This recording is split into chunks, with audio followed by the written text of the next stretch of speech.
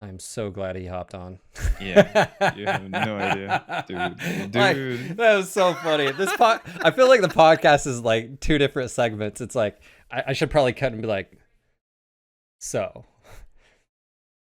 this podcast got a little spicy, but if you just wait, No, we're it's fine, dude. Like what I said that happened to Planetside, like legit happened. yeah. Like, and the same studio was involved.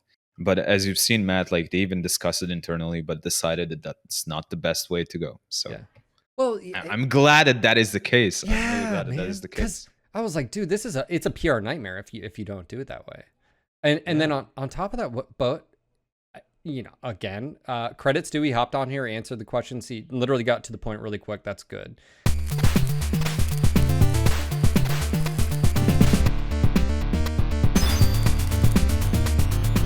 Magic, thanks for taking the time of your day. You're welcome. Yeah, how are you doing? Doing all right, mostly. Kind of surprised by the news, like everyone else. Like you probably saw it recently, but I'm out of words. I can't say it was completely unexpected, but yeah. Should we talk about that first, or should we just Well, I mean, go okay, on? so for those that don't know, obviously, you you've been playing MechWarrior Online for a while. You're a part of the community. You're one of the other partnered streamers. You're someone I admire. I like your stream. I like your quality. I like the engagement that you have. So if someone doesn't know, I'll have his information down below in the description, so you can check out his stream.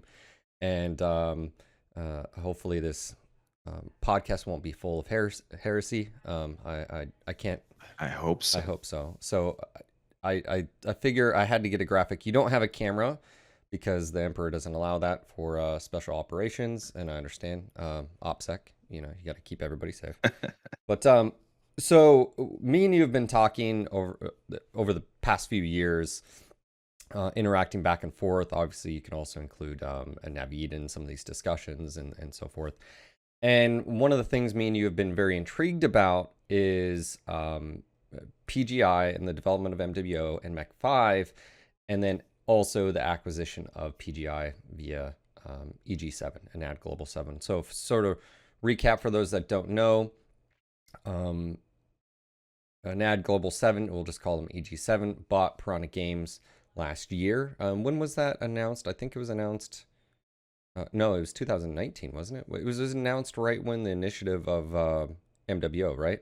Wasn't that? Yeah. So Yeah. it would have I been think that was like 2019, December? yeah, end of September. 2019. September. No, it would have been September, right? It was because it was pretty much right after that podcast, right? Yeah, it basically coincides Or was it with 2020? Darren as well. I think like the Darren announcement. Yeah, so 2020, September of 2020, right? Yeah, yeah. Not 2019. So, um, well, we've been speculating a lot about what's going to be happening with MWO, and full transparency, I have reached out to Darren about doing a podcast. Um, November. So I'm reading November 25th of 2020. That's when it was announced. Okay, so obviously the deal behind the scenes had been going on for a while, but it was publicly announced of November 25th of 2020. Okay, um, I have reached out to Darren to do a podcast because there's a lot going on in MWO, or at least the lack of information, and so I wanted, they roadmap next year and stuff like that.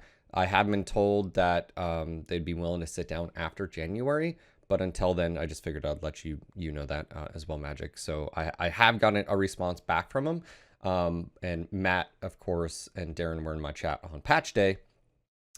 So man, lots to digest here. I think a lot of it, a lot of our conversations, unfortunately, are very speculative in nature. Yeah, Speculative. there's no doubt about it because we just don't have the insider knowledge to like know all the stuff that's going on inside. Yeah, and But like, yeah, go ahead. no, and that's all we can do, right? Is based on the previous actions and or any Yeah. information posted. That's all we can do, right? So, for instance, one of the things me and you were quite interested in was the Koku thing, right? Koku, for those that don't know, was a third-party developer that was announced by. Actually, funny enough, it was divulged by Matt not Darren.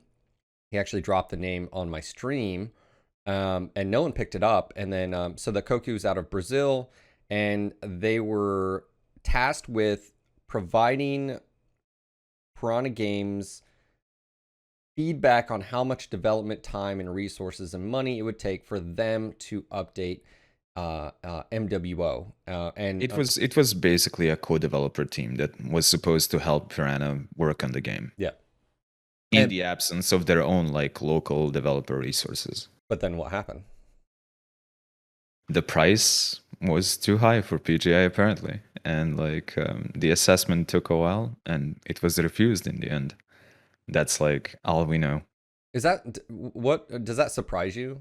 That because it's like an internal investigation of how much work or effort, and then here you have a third party saying, I'm not calling it The funny spaghetti thing code, is right? like not really, not entirely, because like I remember back when Russ and like you, who else, Darren and Matt, like had that big podcast about future of MechWarrior Online when they announced the acquisition and whatnot, and that the like game is being developed again.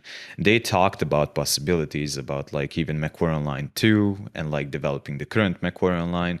And there were like a lot of comments asking them, is it like even really worth it?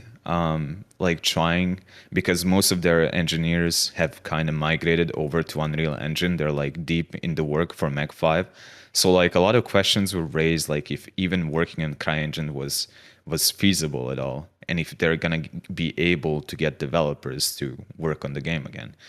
And like the Koku, the Brazilian co-developer team, they are also like do other stuff. They do asset creation. They do like a lot of other stuff. Like was apparently asked to help with that, but in the end, um, the price they asked was apparently too much. Yeah, and their response directly from Darren was that they basically the conclusion was it was easier and cheaper for them just to do an internal, and mainly we're talking about too localization and in regard to the Russian server and localization that they had been talking, and that sort of leads into the discussion. Some of it today, Yeah. as far as MWO is concerned, but also, did you? Is it weird to you that they picked that Russian? I mean, because we do have Russian players already in the game. We obviously we have German, we have French, we have Singapore. I mean, We had a we have completely you know different idea when we heard them talking about localization. Like I thought that that was gonna remain in the main game client, but apparently the game client is gonna be separate. Now, like considering the acquisition that happened in Q2 this year, like the EG7 acquired the Innova Studios, which is a Russian publisher, and even more than that. They have like a small platform, and I think Russian community is going to be much more familiar with this, where they kind of like segregate, like take some popular games and kind of publish them in Russia region, and that's like a region locked. I saw what happened with PlanetSide. Basically, PlanetSide was owned by Columbus Nova, and there was some Innova involvement as well. Those are two companies that you'll see those names like pop up very often, and they tried to do the same thing. But what in the end happened is that when they published that separate client on the 4Game.ru like website that I sent you like earlier today, like the game was always lagging behind when it comes to updates. Like monetization was way worse, and yeah, like the game eventually died, and the PlanetSide 2 developers had to like once again invite back those Russian players from those dead Russian servers, and they gave them some free stuff, and eventually like those servers were closed. And it's kind of happening like with some other games as well. Like they attempted to do it with some other games like Ragnarok Online or something like that. And like the monetization on those is really strange. So like some people even tell me that like they wouldn't be surprised if they would see like golden mechs on the new Russian version of the game. You can also show it on screen. yeah, yeah. Like you have So the link. yeah, yeah. So to clarify, this is based off of this post. I obviously can't read and or speak Russian. But this is a post over on the Outreach server, and the I guess we'll just cover it here. It says, friends, while the MW team continues to prepare for launch of the game on the 4-game platform, we are in hurry to share great news. Starting today, you can pre-order, which is, first off, Imagine that. what does that even what does that mean? It's a closed beta access Of a for a game that's been out free-to-play games. That's been out for 10 Free-to-play years. game that's been out for 10 years. So you can buy into this. Okay. Yes. Okay. So problems already. Okay. On the official of the project, are you, and we'll click these links in a second. Pre-order kits provided guaranteed access to closed beta testing. And also inside there are mechs in-game currency. It will be available at stage open. Okay. Up-to-date information about the game will be published on the 4-game forum. Closed beta test schedule for first half of 2022. That's when they're scheduled. See on the battlefield. Here's some fact here. Okay, before we get into that, let me go ahead and click this link. And again, you guys are seeing it. Hopefully there's nothing that we can't show on Twitch here. So this is literally, I don't know. This is their social media platform, like VK. So it's like it looks like Facebook. That's yeah, okay. Basically. Okay, so you should probably open up the website because website kind of contains more information. That is in Russian, but I guess there are some translated parts as well. So why isn't this just on MWOmercs.com? Very good question, Phil. A very good question. I think this is a move that was pushed not so much by PGI, but like by the Innova wing of EG7. Right. Like I don't think this is something that PGI necessarily pushed for, but in the end they kind of had to do it because now EG7 is the publisher, and if they want PGI to publish a separate game client on that 4-game platform in Russia, they just have to do it. So you're mentioning EG7 though. Do you think EG7 has anything to do with this though? Yeah, I actually do. Like I don't think this is a move by PGI. It could be, but like I don't think so.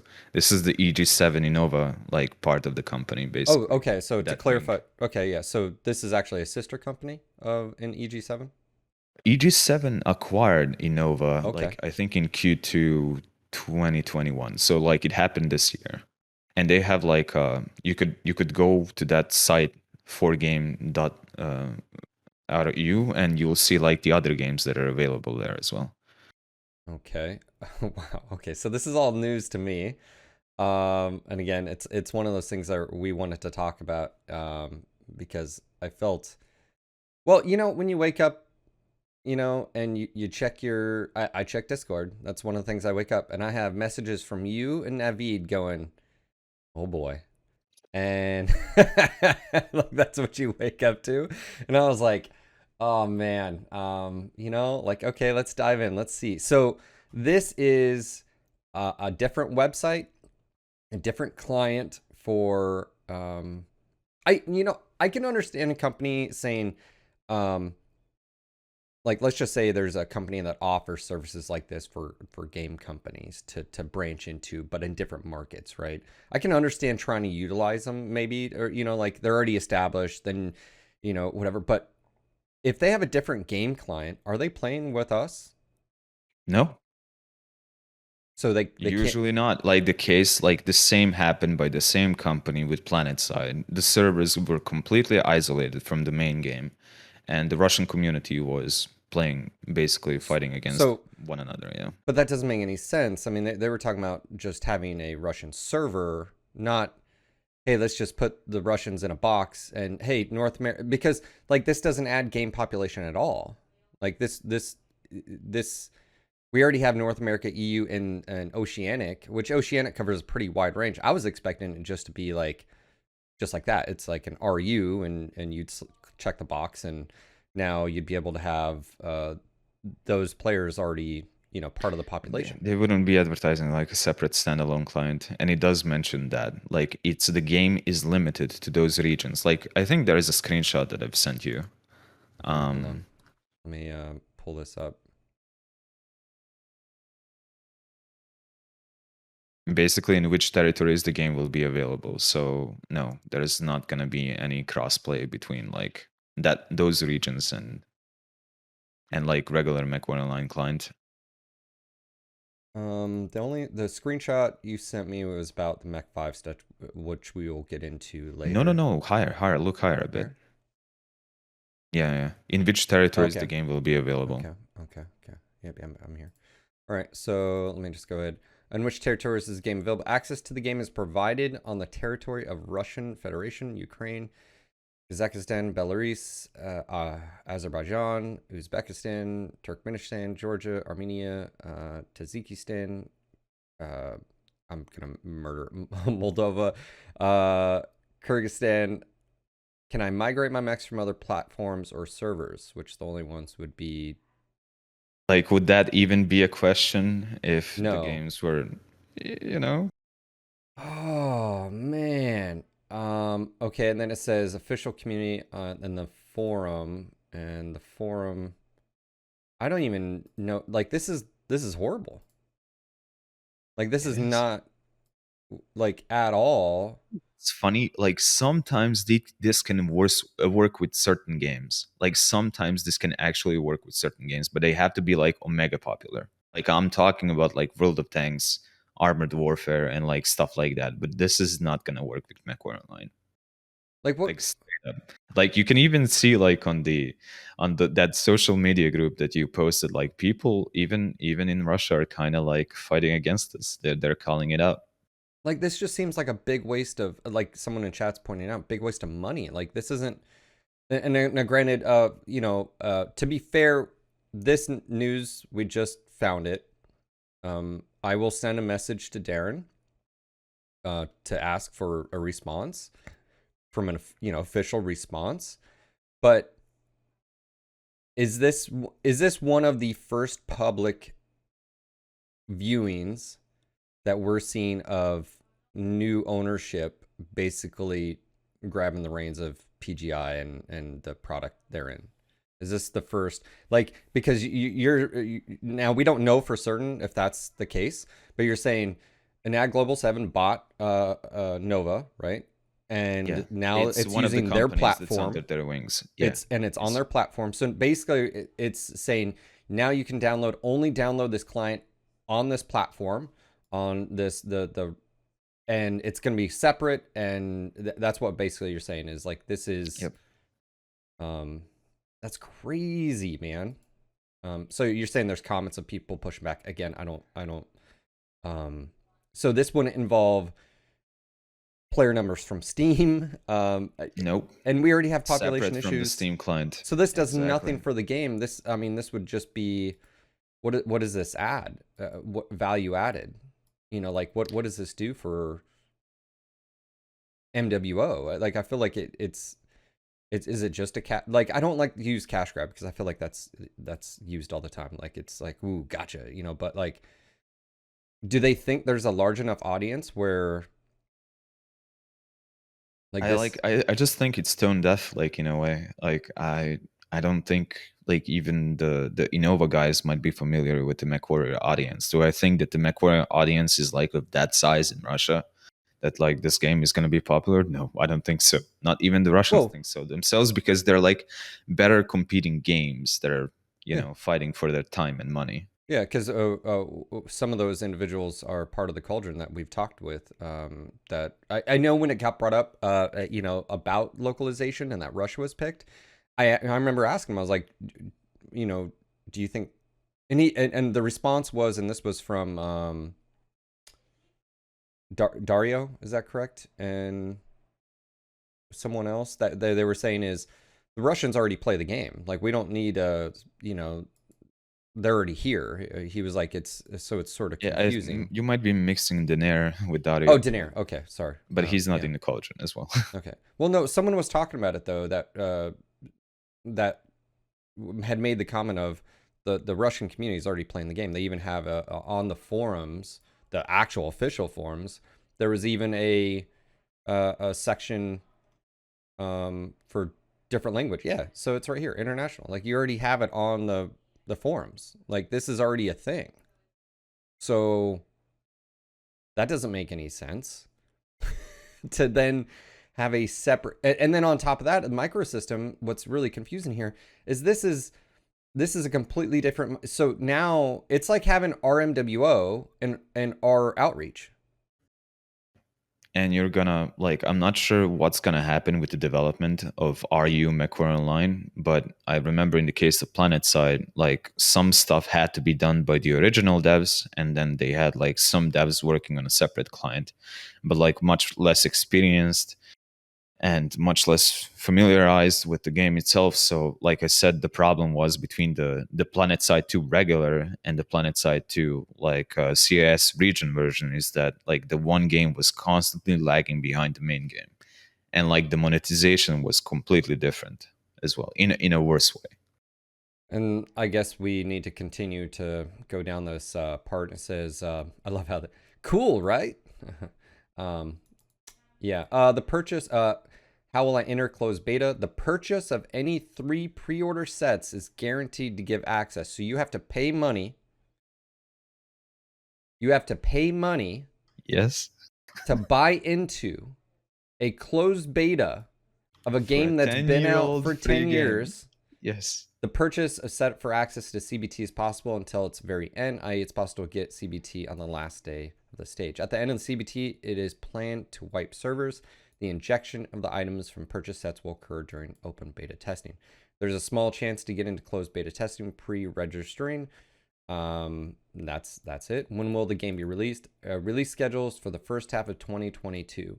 Before the release, we plan to conduct closed beta testing and open beta testing. To access testing, you need to purchase any of the pre-order kits. Oh my god.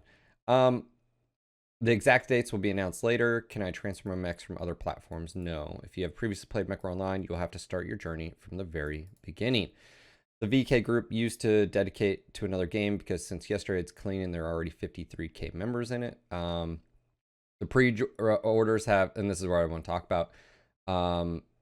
If you don't take into account the fact of pre-ordering a game released in 2013, it's $8, $16, and $27, and that's in Depending on which pack you're buying, basically, which is like one of these, one of these packs, yeah, right? yeah. Okay, so just to clarify here,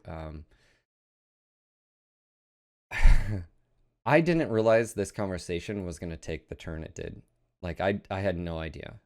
I think no one did. I don't think like anyone kind of expected this. Like when people were talking about localization, they just thought localization, you know, inside the current game client. Like no one had this in mind. But now that I think of it, when I heard Darren talk about a separate like monetization system, this should have hinted like this was gonna be a possible outcome.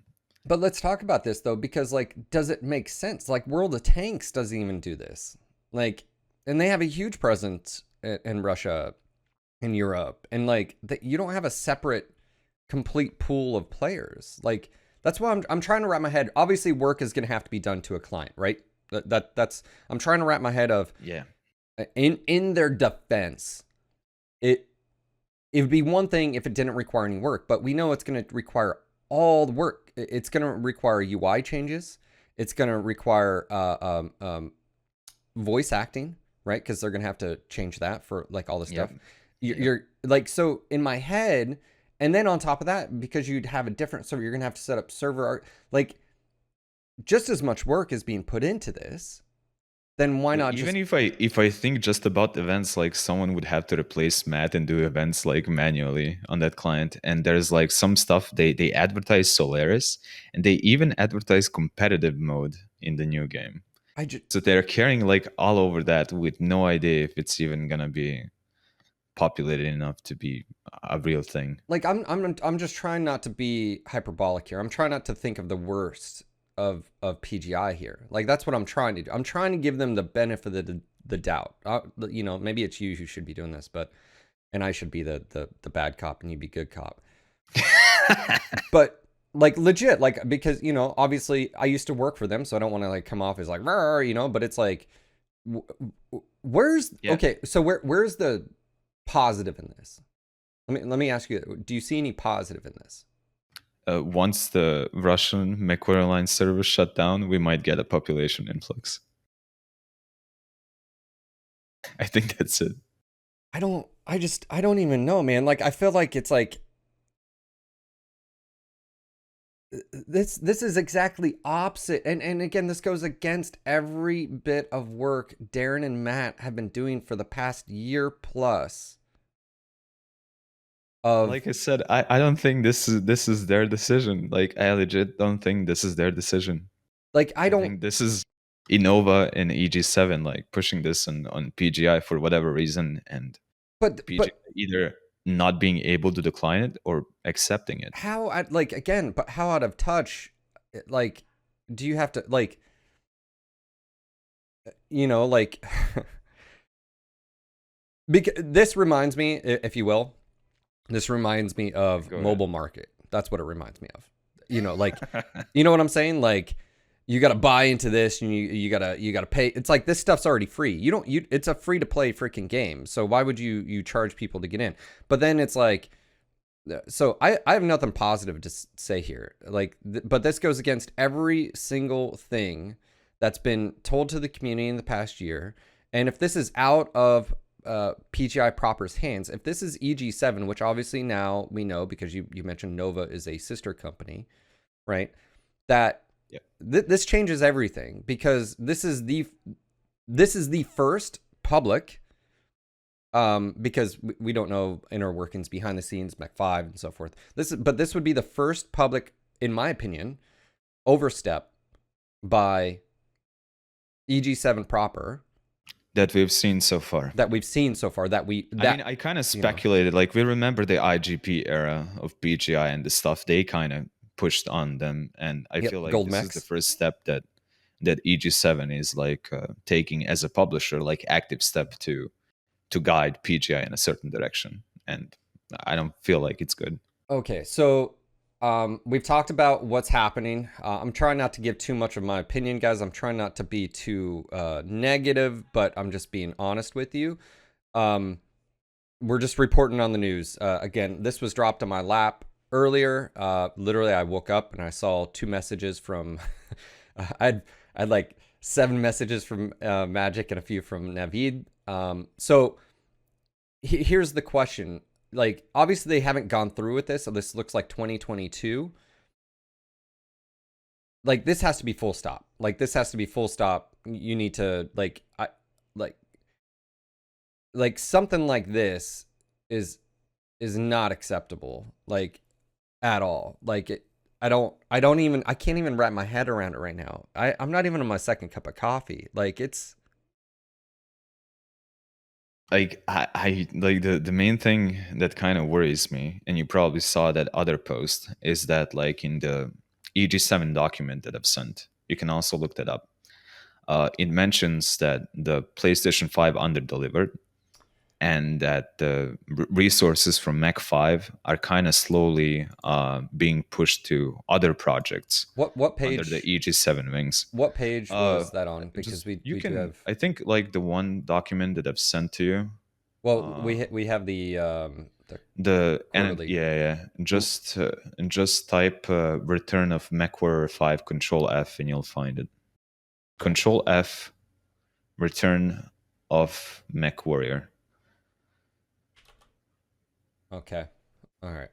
So, for those that don't know, and this is a really cool aspect of EG7 as a public company, so we get their quarterly reports and everything.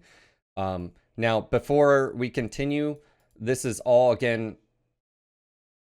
I asked you, it's like, what can you take out of these? And I don't think you can always jump to conclusions, but sometimes they tell you very point blank. So here we I have, mean, here they basically yes, told us point blank that PlayStation 5 like version of the game heavily underdelivered. yep. So So much so that they, well, I wouldn't say they had to bail them out, but they had to like kind of compensate the resources that they wasted on it. yep. So Piranha celebrated the return of MechWarrior 5 on PlayStation for the first time in over 20 years. Net revenue and adjusted EBITDA, I don't know what that is, estimated, I don't know, quarter of the year in at SEC, which is apparently the currency. Earnings before interest, basically.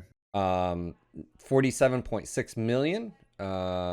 And negative 8.4 million. Although the community reception was very positive, the overall sales on the PlayStation had low impact, resulting in an operating loss for the quarter. Now, Piranha has largely finished its development on MechWarrior 5 with limited residual effort for future maintenance.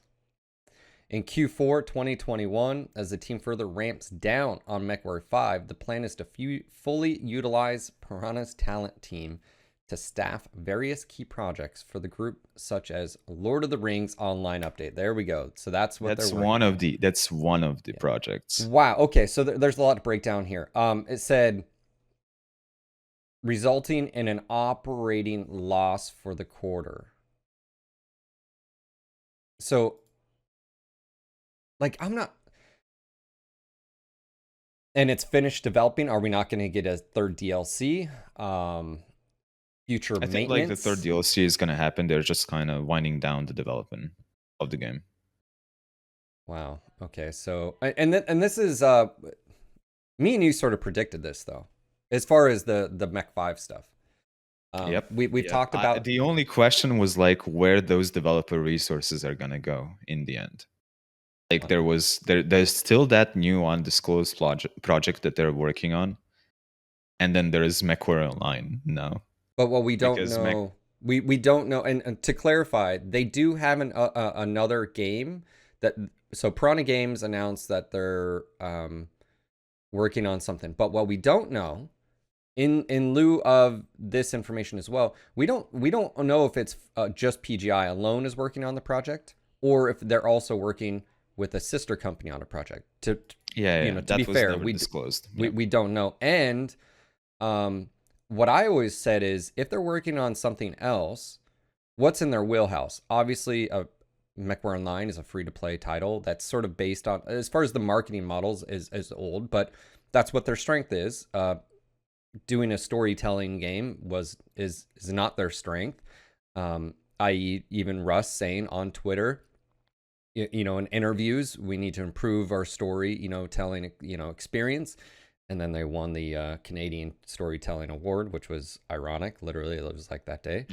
Well, to be fair to Russ, he even like kind of giggled at that. Yeah. So, but here's the thing: is me and you had talked about, and I've been very vocal about my feelings on Mech 5, and it's the first MechWarrior game that I'm not really I'm not excited for. Like we were talking about. They mentioned multiple times Mech 6, right? Darren said, well, if we did Mech 6, it would be a different client. Chris in tweets had said, if we did Mech 6, it'd be in a different client. Russ had said, well, Mech 6 would be a big project. We'd want that to be a different, new standalone game. Now, we got a little bit of details about that via Darren. He said, well, the reason why they keep saying that is because you lose exposure the more DLCs you have. They get less and less basically eyeballs on, right? Yep. And I think that's fair. But he said that's where if you launch a Mech 6, it would be a new standalone product and client, you could do client, you could do all this stuff. But seeing this, I don't think there will be a Mech 6. Seeing this, I'm skeptical if there will be a DLC 3. If you're at a net loss, and again, EG7 is pulling the strings now. It says residual effort for future maintenance. It doesn't mention anything about wrapping up or continuing, anything like that. It says future maintenance, which is basically just making the game work on like multiple platforms and maybe polishing some bugs and whatnot. Because they did have some stuff, even in the PC side, where like you kill someone too quick and their voice lines keep going, stuff like that. And it says in Q4 of 2021, which is now, we're in that quarter, further ramps down on Mech 5. Now this sort of goes with my speculation when Darren was on, and I was like, why all of a sudden now? Why now you're getting resources? Well, now we know. They wouldn't be getting resources from Mech 5 at all if Mech 5 was successful, because they would have continued doing more stuff with it, right? And I had, we had speculated sort of like, You know, I understand that resources become available, and even Darren said as much in that little interaction that we said, you know, like, you know, artists and stuff like that. But Yeah. now this makes even more sense, which is, oh, well, no, it's not just one or two people. You're talking about, it looks like the entire team is being dissolved and they're getting sent to projects like Lord of the Rings There Online. is no way for us to like know how Speculation, yes. exactly this That's is gonna speculation. be managed. So it's mostly speculation, but it does goes to show that like this time publisher is coming in and they're kind of like using what resources PGI has on their hand to work like on other projects that they have in the Yeah. house. So this is actually, I think, very important to the, and we can come back to Mech 5 later, but I think the reason I feel like this is very important is for you out there that are listening and you played MechWarrior Online. You need to be very aware that this decision right here is heavily influenced, right? This separate client for Russian MechWarrior Online, which doesn't add anything to our player base, by the way. If it was a separate client and it was just a separate client and it was just easier for them to do that, I'd be fine as long as they were on our, you know, like on the same servers. I wouldn't care. It'd just be a different portal, right? It's like having Steam versus the regular client. I wouldn't care. Yeah, yeah. But it's not. So this report here is basically saying that, and I'm going to go on again, this is completely just my opinion, but this is the first attempt by EG7 overstepping and going strictly for money and revenue, right? Like, you know, I'm just gonna call it for what it is. Like, I don't think this is Matt and Darren. I don't think it's PGI proper. No, I don't think this is PGI either. This is the publisher. And they're going to try to recoup, because what I think what's happened is that over the past year, Matt and Darren have shown that MechWarrior Online is viable, monetarily. Monetarily, right? yeah. I think, and this is one of the arguments that I've sort of been really, really vocal about, right? Really vocal about, which is I've been mad at PGI leadership that when, you know, Russ came on that podcast and promised the world that things are changing. Hey, you know, and then they sent Matt and Darren off in the world, make this happen. I think they were tasked with a purpose of, with the resources you have, do the best you can, and let's see if you can turn things around. And I think they did, numbers wise. Jarl's list, we know player numbers went up. Things have been happening, right? And very little resources. And I've been very vocal about this. All And primary objectives complete. hold on, that's not supposed to. My alerts are supposed to be. Oh, hold on. Sorry, I just turned off alerts. Here's the thing. I got sidelined. I was talking about. I unlocked the source. I didn't turn the source off. Where was I at? I was talking about. I think you were talking about in general with PGI developing and like Matt and. Oh, okay. So Russ. Okay. So they were told go forth. They were doing the best they can. My biggest issue was resources were never given to Matt and Darren. And my point being is, and correct me if I'm wrong, Magic, how you feel about this. When I look at since September of 2020, when this initiative started, is it fair to say the only actual changes outside of XMLs were map adjustments and new map? Is that a fair assessment outside of just XML changes? It is mostly. There was like some small fixes, but that's mostly it. And Okay. there were like monetization updates to those new bundles and stuff like that. Sure. So, and they did right for the community in this, where they've been working with the Cauldron and the community and making balance adjustments. But to be fair, when I say there hasn't been any game like updates, haven't progressed things forward, is outside of the fact of XML adjustments, I think are just an every month thing. I think that's like that. I don't consider that A major content yes, update. Yeah, of development, course. right? That's it's ongoing maintenance. That's how I look at XML changes, from Yep, yep. balance to mech balance, whatever you want to talk about. Yeah, so do I. Yeah, So do I. okay, so that's fair. So my biggest critique has been from PGI proper, that the higher ups, and you can point at Russ, I can point at now EG7, and I've said this from the start. When he came on that podcast, and I had no idea that that podcast, what that scope was going to be, and he promised the world, but he sent Matt and Darren out there with no resources as far as engineer resources. And now we're rolling into 2022. Darren and Matt have said, "Hey guys, we've been, there's not a whole lot going on." We knew that, right? Me and you said, expect about a 4-month lull, right? December, we're gonna get a new map. We'll get some adjustments, but yeah, right. I mean, January they're gonna come back after the holiday, but things don't usually gear up till February, March, right? And so, but now with this news of this report, now with the news that they're launching a separate client that does not include the population, and this is through a sister company of part of EG7. You have to pay to get access to this, pay to get access to a closed beta of a game that's been out for 10 years. And what my issue is, this is preying upon ignorance of there, just like anything, if you don't know, you would just be like, oh, what's this game? Let me try, that the separate client, separate forums, separate everything. Even though we already have a forums, there's already international, Russian, French, you name it, Italian, everything here. They're launching a completely different thing, so that's gonna separate the individuals. With all this being said,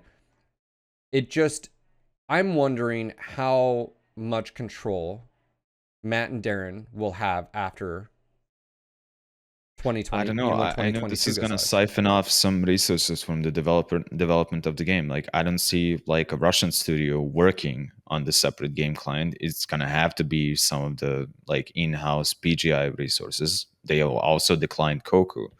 So like, I really also don't see like a lot of positive stuff in this. Like, who's gonna work on the game? Who's gonna develop this? Well, PGI is working on localization. Like, could those resources have been used for something else?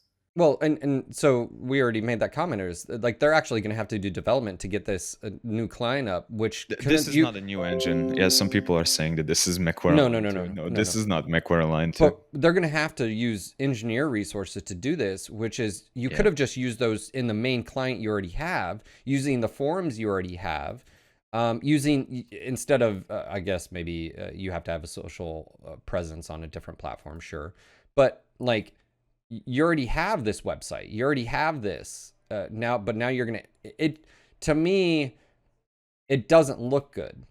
It doesn't look good, because all this is saying is how much control is PGI going to have over the development of MWO, if at all? And are we going to see two different things going on?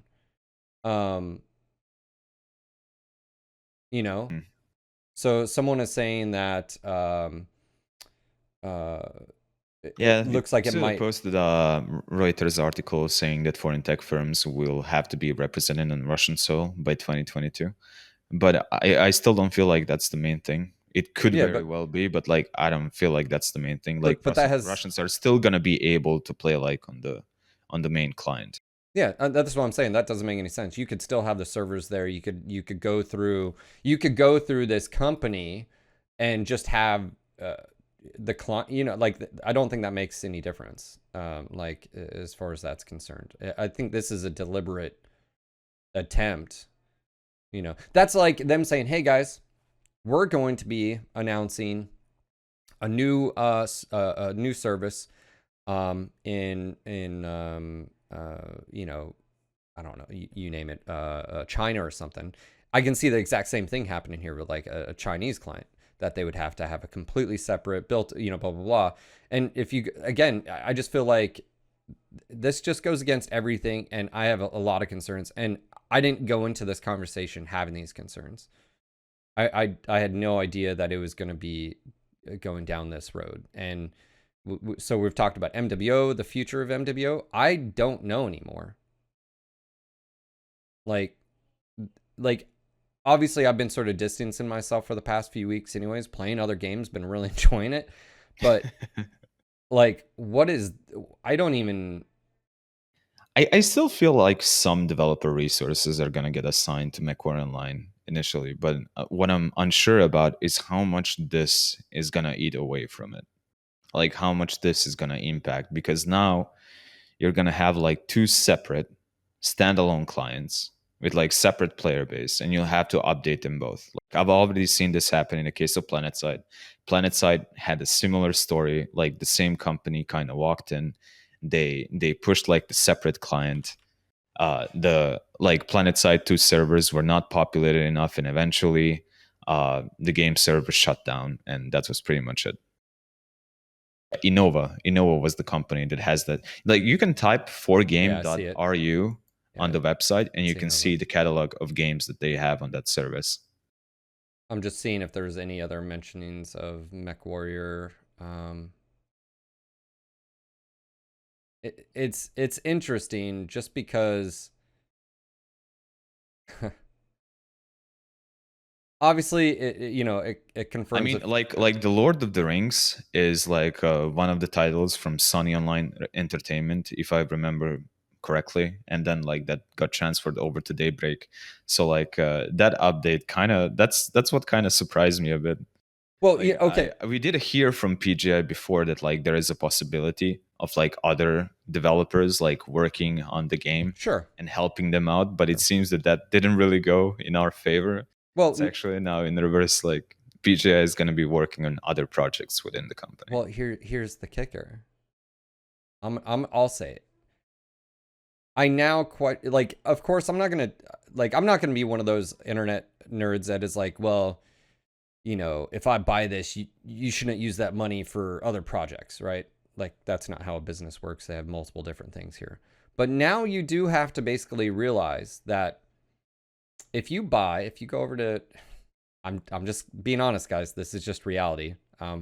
If you go to these bundles of joy, and you purchase any of these, like let's just say you buy this rival pack, right? And we'll talk about this in just a moment. Let's just say you want to buy this rival pack. You need to be very aware of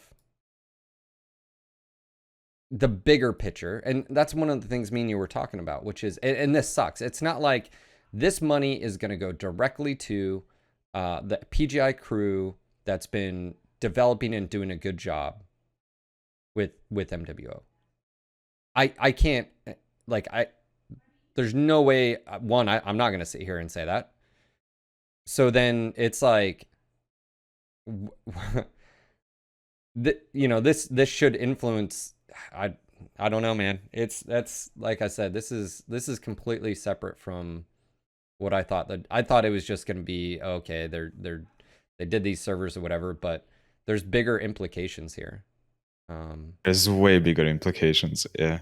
And I'm hoping that PGI also doesn't wait too long to publish a response for this, because like you don't really want the community to speculate too much. Like even if it's a typical PR response, I would like to hear something from them like as soon as possible about this, because this is gonna send like all sorts of mixed signals like throughout the community, both the MechWarrior Online community and the Mech5 community, and it should be like addressed as soon as possible.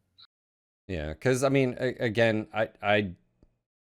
and there could be a translation issue here, but I don't think there is. Like like we need clarification. There's no translation issues there. Well, no, what I'm saying is like maybe there's something lost in between EG7 and PGI or whatever. Maybe that type of translation. What I'm saying is like maybe they're like, oh no, actually you will still be playing on the same servers. It's just we can't transfer that account or something like that, or whatever. And even then what would be the benefit to those individuals? I mean, are you basically just keeping these people in a box and they're not playing against EU. They're not playing against Oceanic. I'm not sure that's gonna be the case, Phil, because like I like with how much struggle they have with regular development, I just don't see like two separate standalone clients with different monetization systems being able to interact with one another too much. And like you see in that screenshot over there, it does say that it's limited to those regions mentioned.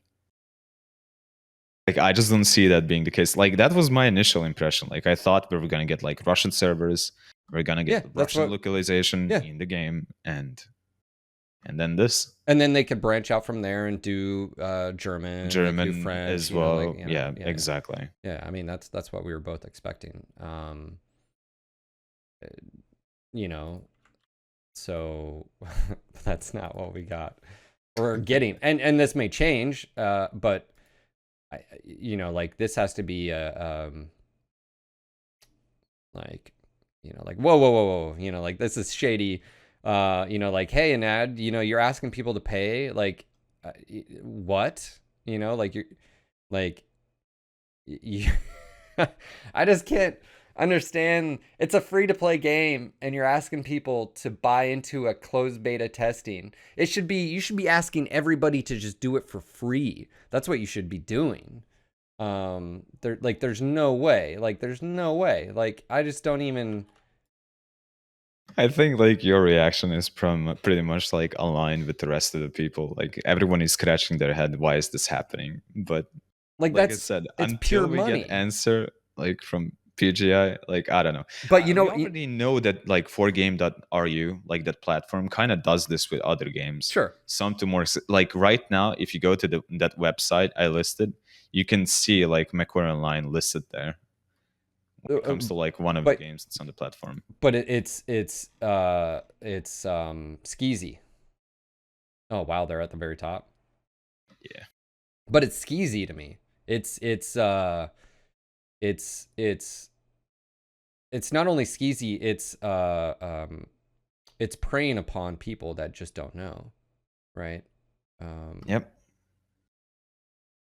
I don't know. Like someone says it's not shady, it's public company. Okay, so maybe not shady, but it's skeezy. Skeezy is like that greasy uncle that, like, you know what I'm saying? It's like, yeah, but why are you asking people to pay? And then on top of that, it goes against everything that we know, right? Again, like none of this, and I feel like we're just beating a dead horse, and we'll move on after this. But here's the issue: we were told what Magic just said. We were expecting, okay, you're going to be doing localization in Russia.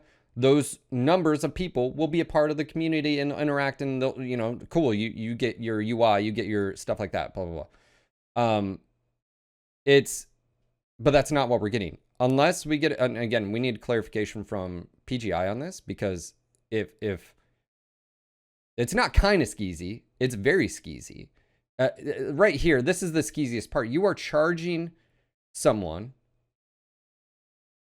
to get again, like, okay, you could argue, okay, well, Phil, they're going to keep those mechs afterwards then when they reset them and stuff. Like, okay, cool.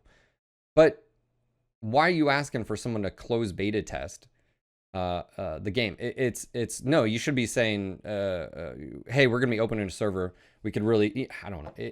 I have nothing positive to say. I can't bend, I'm not going to bend backwards. I feel like doing that is giving too much credit where that this is a good move by them. Like it's for the benefit, but it's not even for the benefit of the Russian community. You can ask like other Russian people what they think about it, and they have like pretty bad words to say about 4game.ru platform as well. They hate it. They pretty much hate it. And then, it goes back to like, if this is the influence this new company has and new basically ownership, I'd like to know what's going to happen with MechWarrior Online. Like what's going on here? Because there's more to it than. You know what's funny? Like this might actually get some additional like dev resources to work on the game. because now they'll be having to like put some work in to publish to develop this client. Well, I know, but So in that the was my end, we point. might actually get something out of it, as funny as it sounds. But no, that was my But- point, is they were going to have to, I said that earlier, they're going to have to dedicate resources, people, development, actual development to create this separate, but what we don't know, full stop, we don't know if this is where Koku's being designed. We don't know if they're using a sister company for this, and that's why it's separate. And they're like, oh, we're just gonna. We don't know anything now. They refused Koku, so Koku is definitely not. On this. Well, no, they didn't refuse them outright. They said they weren't going to use them for that. But what we don't know is, are they going to use a sister company? Because when they said internal, it could have also been very well of EG7's like, you're right. it could be a different company inside EG7 that's doing it now, and this is why, this is it's. I mean, I kind of did pay attention to that. I did look at the internal portfolio of like EG7, and I don't think they have a lot of studios that have experience with CryEngine, from what I've seen. So that seems like highly unlikely. Like Sony Online Entertainment and like Daybreak basically works in their own engine. And like some other companies that are under them either develop their own or were working on Unreal. So this website here, this service, you mentioned they actually have quite a bit of users that use this, right? Are you thinking that, is that what they're banking on? Is that they're banking on like, hey guys, again, it still doesn't make any other than they know if they put their service on here, they're going to get more potential Russian eyeballs as far as players involved here than if they dropped it on the website. Like maybe that's what they're shooting for here, is like, hey, I don't know. You mentioned something about this thing. This thing said 53 million or whatever. What do you say? 53,000 members. On the VK group, as far as on the VK group, right? So this already has like someone actually argued that like a lot of those were bots, but like we don't really know. Right. So there's 53 supposed on VK, but like I'm wondering what are the numbers of users that use this RU4 game, and is that what they're banking on and saying, well, it's. I just feel like this is a road that we were never presented with, and then all of a sudden it's just here, and it's all of a sudden a reality. Yeah exactly. It's like hold on, it's like yeah, it's out of like nowhere too. And no, I'm not surprised about the news about Mech 5 at all. I'm not, this did not surprise me. I've been saying it as much. I think that only surprises like people who were relatively clueless and out of the loop about it, or just like wanted like to believe that the game did so well because they themselves like the game, and they and there's nothing wrong with that the game did well. My issue with this is my position as being a streamer that is a Battletech MechWarrior fan, and I've tried not to like just beat a dead horse. I've tried not to just sit here and just lambash it. That's why I just moved on, right? I just I just try not to talk about Mech 5 much, because I feel like that's the best thing. If someone else enjoys the game, so be it. Have fun. Enjoying the game is one thing, but like claiming like interplanetary success is a completely different thing. It just surprised me because I literally yesterday saw someone tag, on Mech 5 on Twitter and saying this is the best MechWarrior game to date, and I just was like, it's all about perspective. I didn't respond. I didn't say anything. I didn't say anything negative. But to me, it's like, I don't know if they were just saying that because they were trying to be to get clout via Twitter. I think there are some people who basically do enjoy the standard gameplay loop in Mech 5. I just don't think there is as many as they think they are. Yeah. So obviously, I was going to say, hey, let's talk about some stuff in MechWarrior Online. And I still think we can, because I feel like we should cover this. But now, I think we should cover it. But obviously, keep in mind all the stuff that we were just talking about. If you're listening to this, if you are a fan of MechWarrior Online, and sorry, my wife's whistling. Just trying to get brownie. I'm recording, babe. What are you doing? So let's. Is there anything else that like before we sort of like? And we may come back to it at the end, but like, I just can't get behind this. And now I may be. I don't think anyone can get behind that. I still I don't want to quote unquote to remain hopeful because I did tell you about this like earlier.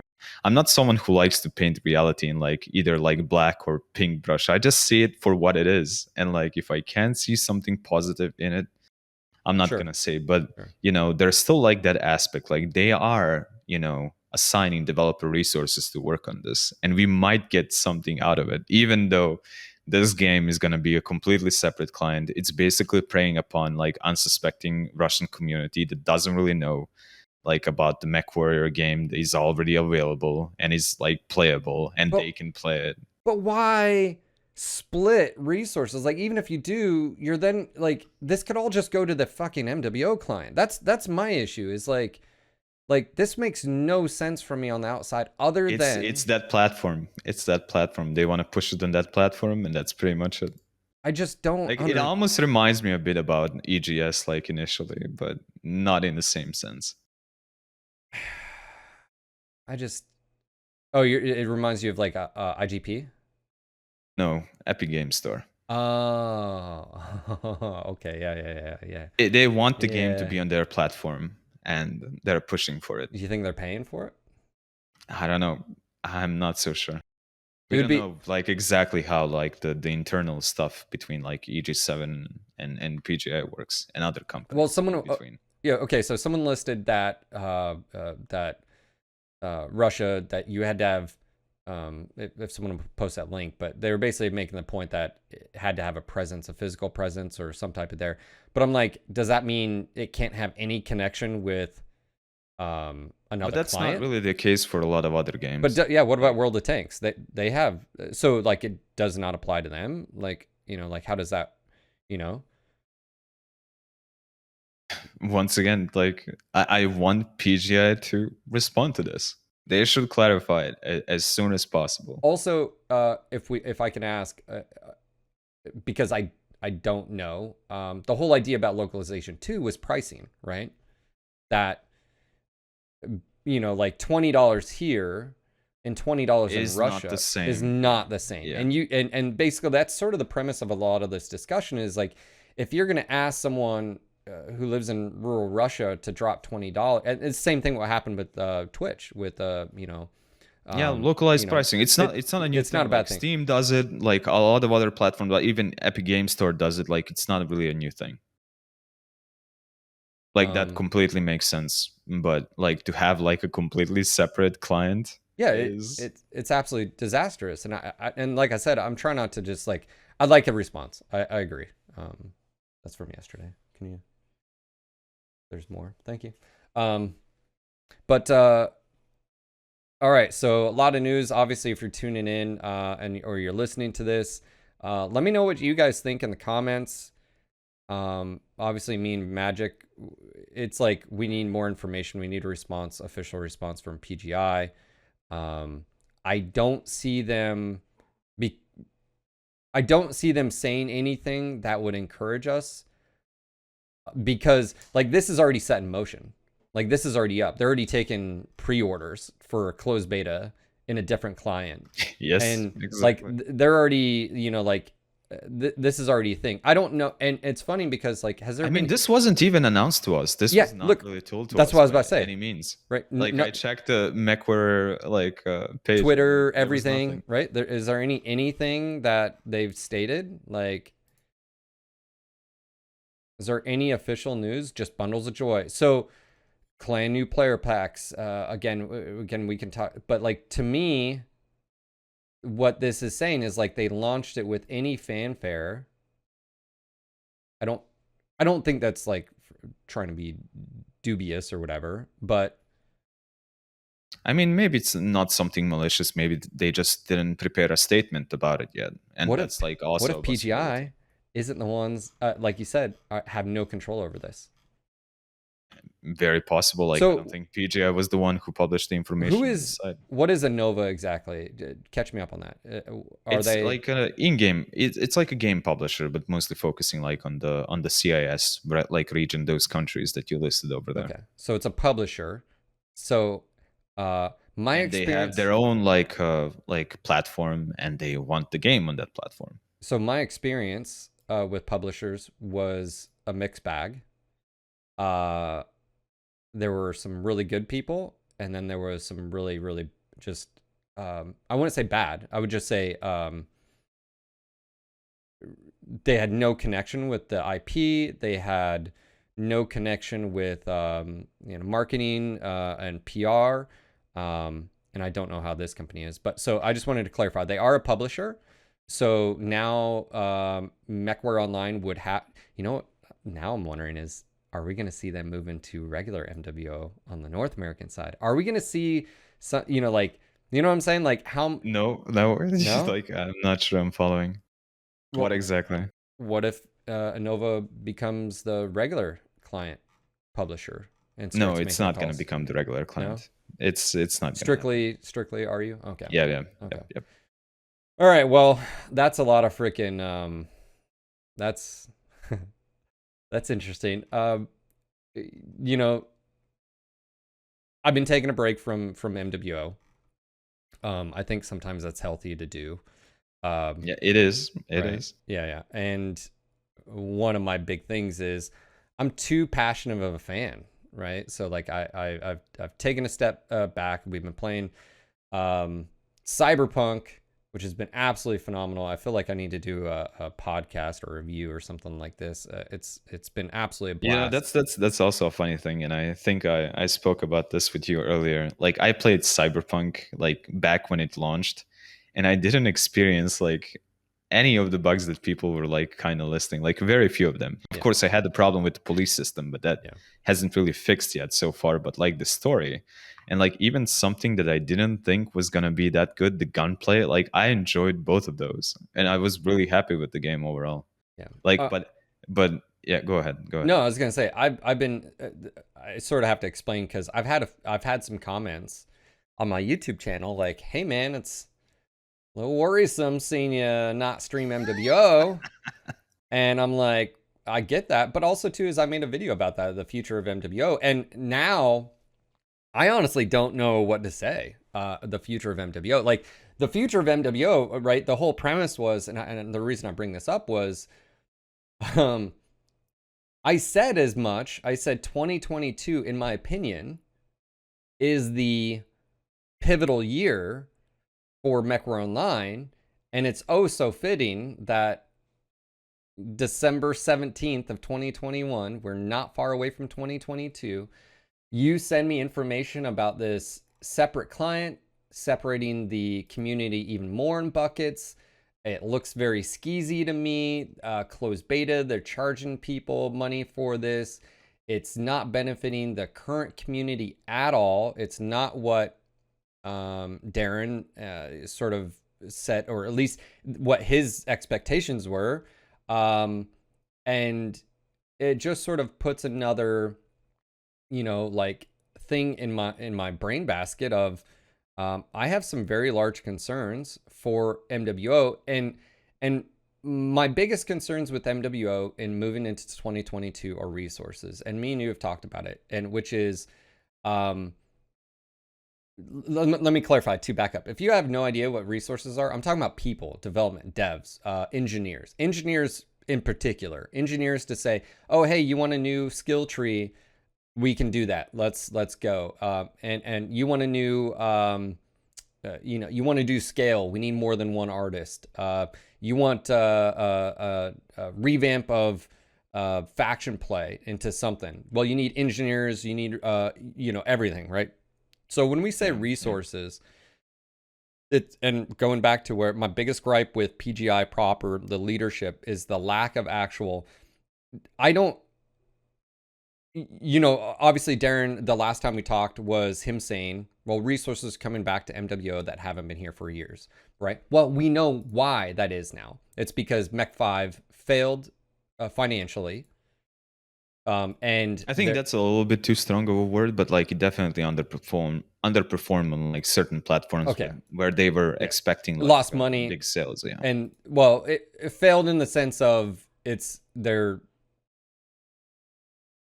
Okay, I'll redact that. I'll say I think that's fair. It failed on PlayStation launch, and they're not going to be continuing, as far as we know, development. Now we don't know if there will be a DLC 3, but their words matter, and residual effort for future maintenance. Piranha has largely finished its development. Again, it leaves us some unknown there, so we may see a DLC 3. I think it's failed. I'll in my personal opinion, I think the game has failed. And then they plan to basically start. I mean, if you compare it to a dissolving the game like teams. Battletech that sold like just 2 2 million units yeah. on Steam, like it's not even like a fourth of that. Yeah. And we actually don't know the full numbers, but it doesn't really matter. So moving into MechWarrior Online, the reason I feel like it all comes to full circle is Darren was saying there's resources coming that haven't been here forever. Well, now we know why. Okay, a sequence of events here. We're going through the progression, right? Like a video I did in the past, as far as I feel that, and let me get your feeling. Like, do you think they can turn with all we know is that they have 4 years left with the license? That's what we know, right? Do you think they can turn not turn MechWarrior Online around? Do you think they could get to the population numbers that we saw in 2015? Do you think it's possible in 4 years? I'm not someone, once again, who quote unquote hopes, but like in 2015 population, I don't think like it's completely impossible, but there would have to be like major changes. Like when after that podcast like that you made with Russ, like I was someone who heavily argued for MechWarrior Online 2. Now once again, we don't know if that was BS or whatnot, but like I always knew that like the best we can hope for with MechWarrior Online is like to get the population numbers up so that they're sufficient. So like let's say that nowadays we have like close to 1.2k concurrent players, like Steam plus standalone client. Uh, like to get it basically to a point where the game is like really relatively popular in comparison to how it is now. It's never going to be popular like Escape from Tarkov or stuff like that, but at least like doubled in size so that the remaining community can at least like enjoy what we have for the remainder of time that they have on the license in before something else or new is announced. Do I still think that that is possibility of happening? Maybe. I simply don't know, and that's why I want PGI to like clarify stuff that's happening around the new Russian client and stuff regarding to that and how those resources are going to be utilized. Okay. Do you, if you were, so obviously, do you think? I think do you think this is the wave? Like I kind of almost disagree with you. I think like the 2021 was make it a break in and like more closely to the 420 patch. Like I feel that's when the wave, the big community wave was. That's when you saw like population numbers spike up, and then you slowly saw it like gradually like degrading away. Well, even to this clarify, point. my statement of make it or break it was for me personally.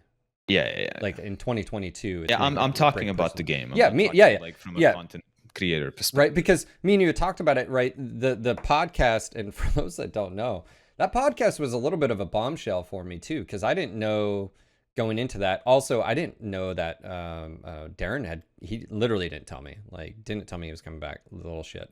It was great. It was cool though, because like I worried about him, right? I mean, you don't want, financially and stuff like that. It's just one of those, I wanted him to go out, obviously me, and so me taking over NG, I wanted him to do well. So, but that podcast, and let's see, it was, NG podcast, September 2020.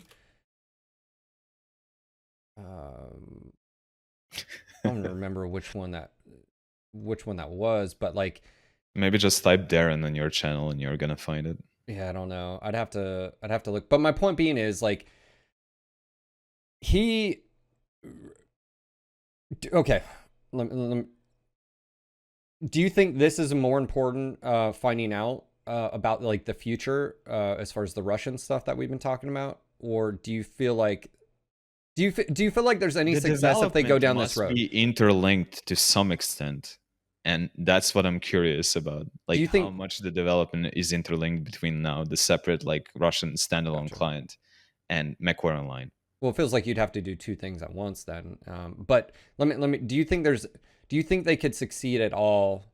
But again, it goes back to they need engineers. They need skill tree. And You that know, they depends need. on how many resources they get back from like the recent like MechWarrior 5 basically winding down, going back what's essentially maintenance mode, and like how many of those developers are going to get transferred to projects like were listed in the document, like the Lord of the Rings online. Like how many of those are going to go to the undisclosed project, and how many of those are we going to have left working on MechWarrior Online? Yeah, we wouldn't know until they tell us. You know, it's probably it's been a reshuffle. Obviously, that may be why we haven't really had any discussion from them. Exactly. I Is like think they don't know themselves. Like it's like stuff is kind of moving around internally, and they can't really make like any solid commitments until they know what they're working with. And I kind of understand PGI from that perspective. As far as we know, someone in the chat was asking, this would be completely different servers. They would not be a part of, they wouldn't be able to select NA, EU, and Oceanic and play against us. Now, we need clarification on that, but that's as far as we know. It says access to the game is provided on the territory, and it lists out the countries. So that basically it puts them in a box of their own server. That's what this in which territories is this game available. So again, it's just one of those things where I mean, there's still like a slight possibility of crossplay, but seeing like how other games were done on that platform, I'm like 99% confident that like it's gonna be a box. Yeah. Basically to those territories that were And listed there. this is the platform that we're talking. Well, that's why I was Yeah, confused. exactly. Is why because like did they get paid? Obviously, it's a sister company, so it's not about paid. It could just literally the sister company is like, hey, we'll do. You know, like I don't want to come off as like, oh, it's all about money, but money does help. Like again, if your game's good and it sells well, and then money is well, and you go forth. If the money's not good and the game doesn't do well, then you know, blah blah blah. But like. That's why I was confused because World of Tanks has multiple different servers and multiple different territories and stuff. But if you're a US player, you can go play on the Russian servers, right? Like you can go do that and vice versa, right? Is that so? Let's. I think we've talked about this enough. Let's talk about current MechWarrior Online. I wanted to get your feedback. We just had a patch. Yep. That patch introduced a new map, and I wanted to get your feedbacks about the map because I think us playing it the same day and watching you and stuff like that, I think we had a lot of similarities. And like when I saw, I didn't do a review. Again, guys, I've sort of taken it. I needed a break from MechWarrior Online. I needed a break from MechWarrior Online content, and like I said, there's a few reasons. One, because I don't want to burn myself out. Two, just there's other than the map being new, there was nothing else. I mean, quirk changes don't really do it for me. It's not even fair skin deep, enough. right? Yeah. So the new map though, I think has been a great addition, but I wanted to get your thoughts. I'm surprised how much I'm enjoying the new map. Like I really am. Like I didn't expect I was gonna like it as much as I do. I initially had some fears that the map is gonna be too vertical, that like the mechs without jump jets are not gonna be able to be as effective as mechs that are boating like a lot of them, especially when it comes to the assault side. But so far, I haven't really experienced that. Like even in Jägermech, even in the Atlas, even like in some like big slow brawlers, I was able to make those mechs work on the map. And the best thing about it as well, other than the verticality, is that the NASCAR is almost completely eliminated. And that's something that I learned, I guess, from both the experience of Rubelite and the Hellbore Outpost, is the fact that like when you make a 3D vertical map, people get confused. They don't know how to NASCAR on it. and it creates fights on like multiple different levels. It creates fights in other places like where you wouldn't see them usually, and it's a very refreshing experience overall. That's not to say that the map doesn't have its problems. I feel like some of the geometry is kind of wonky around the middle. You'll hit like a lot of invisible hitboxes, especially like on that center side of the area where that like big canyon is. Like, but that's again, once again, that's not the fault of Francois. Like, that's the fault of him not being able to get access to like specifically made assets for the map instead of having to use like assets from other maps to do it. But overall, I'm extremely happy with the map. I'm enjoying it, and like it's more of a CQC mid-range map. Like it's not a sniping map, even though some people claim that. It's very easy to interrupt line of sights on it, and yeah, it's just like playing very nicely, at least like for me. Those are Yeah. my initial impressions. Like other than those, like some bugs and like some LOD stuff that's kind of causing a little bit of problems, but that's also more with the CryEngine. I think this was a positive change overall. I think it's interesting because I was trying to explain that I felt like it was a good map. It was a great map. But there's a but here. But it's so different than every other map except maybe Rubelite that it puts even more emphasis on situational awareness. It's not as easy. Like for instance, if you just take Canyon Network, Canyon is It's an easy map, like right. especially the old one. People know how to play on it, Yeah. and they find it kind of comfy. You know, Yeah, there's right, like yeah. a big middle part. We This can is NASCAR scary, around it. We know what right? happens. Yeah, this every is time. scary because you don't know, am I being flanked? And that was the thing is I think we'll get into I want to talk about the long range discussion because there's a lot of people that Yeah, I think can give like my opinion, but it's on still this like my opinion. yeah, So. on this map, what's so unique is I do feel like most of the engagements take place on the upper Echo 5 and stuff. Exactly. But then like Yep. but me when I was streaming a few days ago and you popped into chat, you had lights that were like flanking down here. Like every single battle, even though Echo 5 was like a strong point, there are other parts of the map that start to be utilized, and it's so interesting because like you'll be watching someone and they have the ability to maneuver without being seen necessarily, and boom, almost it's quite dynamic. The thing that just caught me is I just look at it from a gameplay perspective of what it's expecting out of the player. And right, like, and this isn't Francois's fault and this isn't the new map, but I feel like the level of awareness you need to be up here. And I'm going to say this, but I think most people's awareness is right about here. And with Soup Queue, and for those that don't know, Soup Queue is solo and group queue. Anytime you saw any type of groups on here, their level of awareness was definitely here, and everybody else who's run around solo once is again, right here. like I said, during the like that stream a couple of days ago, like that's the problem with the soup. It's not the problem with the map itself. I know. But what the map is expecting, I think it's a great addition. I love the verticality, aesthetically. I like the purples and the browns and stuff. I will say we haven't been where the mushrooms are over on, well, they're like this side. Yeah, we haven't really used those, and I think they look really cool. But no one's gone over there. Like it's not a part of gameplay. You can kind of use it as a sniper mech to shoot the stuff that's in the middle, but like it's not really often that happens, and it requires like a great time investment to get to that point, and then to maybe even risk not having the lines on the people in the middle. But you know what?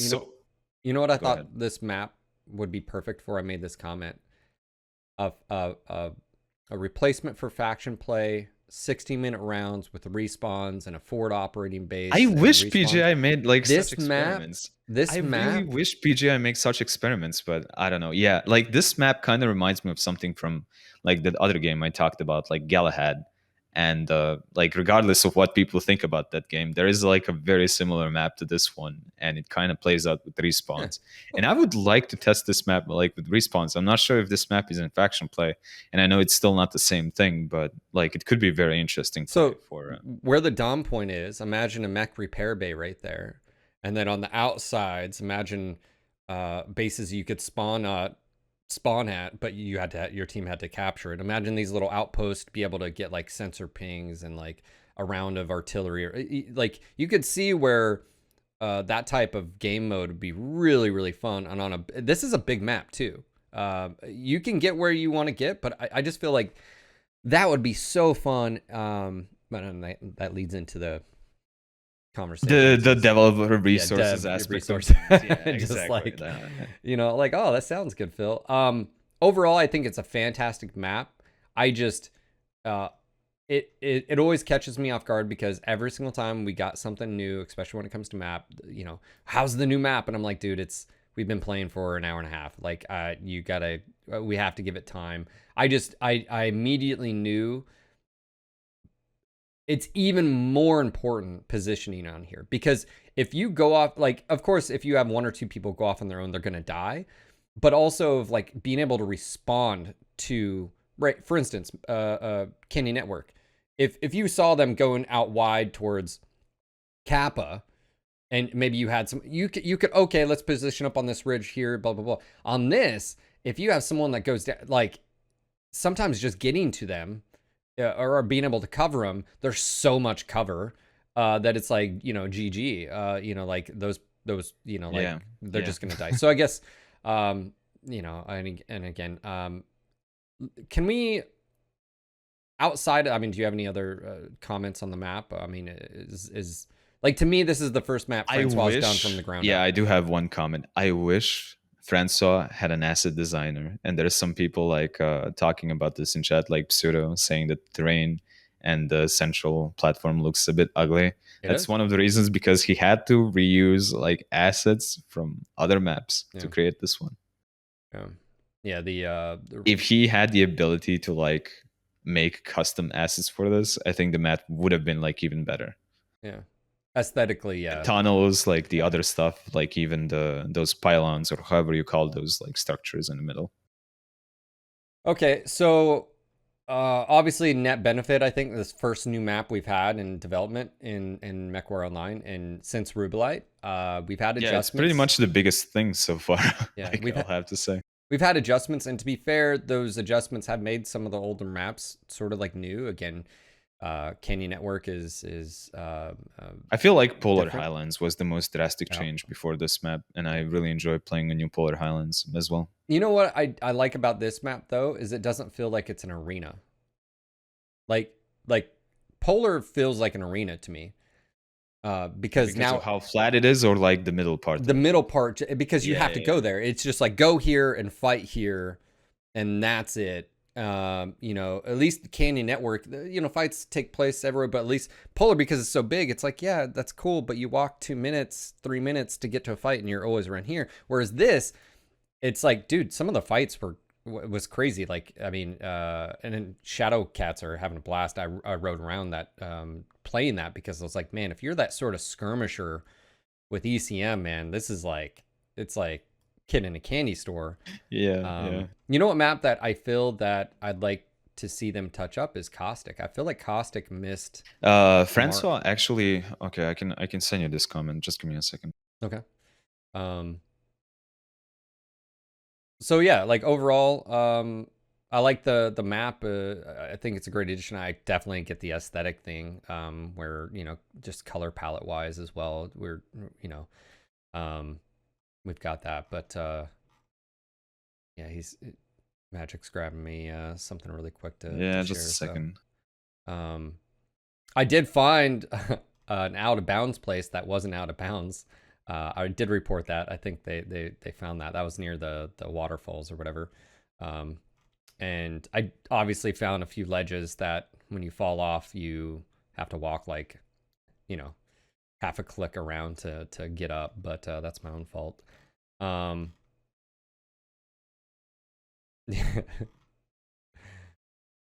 right.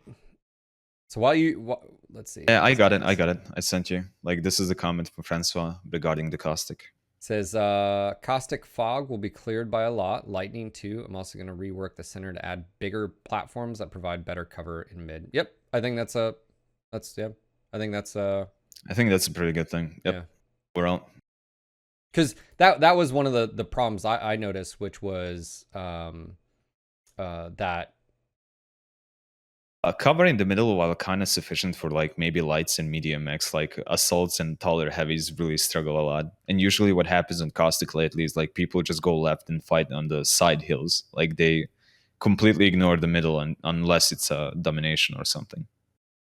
yeah. So funny enough, again, it inversed the bowl, right? It put everybody down sort of below, and you got the high ground, and the cover in the center isn't big enough. So I feel like this is a good. That's good. Also, lighting. It was weird that when you turn on thermals, you can see across the entire map. We were talking like about that, which is that's why I didn't necessarily have a problem with visibility on the map. But then again, you also have to think about like a lot of people first don't like being forced to use thermals to see on the map, and second don't even use thermals. So like for them, the visibility is actually like really bad on the map, and they don't like it. And I think that's a completely fair argument. All right.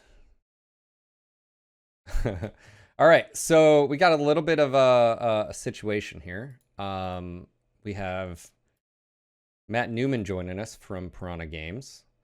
Matt just popped into my Twitch chat, and I hope he knows what he's getting into. So into the lion's den he goes. Matt, what's up, dude? How are you? Good. How are you? Good, good. Let me let me turn you back up. I think you're good. All right. Hey, thanks for popping on here. We have some questions for you. Yeah. But I don't know. I don't know how much of the conversation you've heard. But I woke up this morning to Magic and Naveed basically sending me information as far as the Russian server and a Russian service and all this stuff, and we basically talked about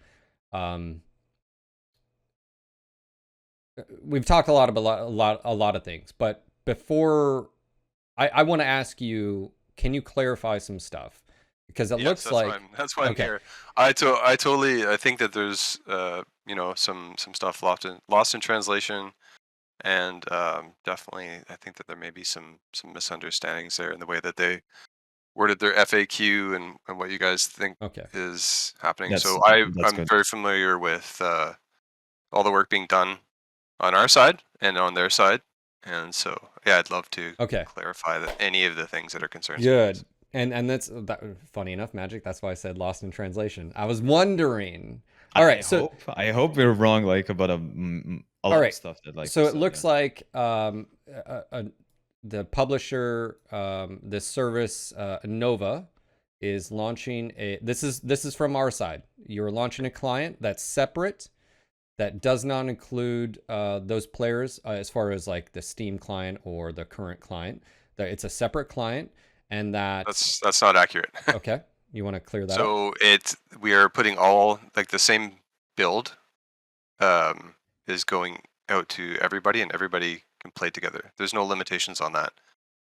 So there's going to be North American, European, Australian, and Russian dedicated servers. Those are dedicated servers where you play on them, so they're regional based. Sure. But all of the players will be together, and the client itself is getting translated into fully Russian, and as well audio is being localized with the exception of a few war horns. Okay, so I'll be able to select RU server, me personally. Yep. Okay. And matchmake with them and play with them, and they'll be able to select whatever server that they want to select and play with us. Okay, so because on this little, it says in which territories is the game available, it sort of the wording is off here, and that's what Darren had said is like, and that's what we were expecting. It's like, oh yeah, I should be able to. So that clarifies that. So yeah, I think that in which territories is the game available, I think that that's playing it through their client. Okay. So you can't download the 4-game client in the States and install it, or maybe you could. I don't know if you like. There's probably a VPN workaround or or whatever. something. But the Yeah. idea is that anybody in those regions is going to be accessing MWO through the 4-game client, and have a 4-game account, but essentially and do their transactions through them with the localized pricing.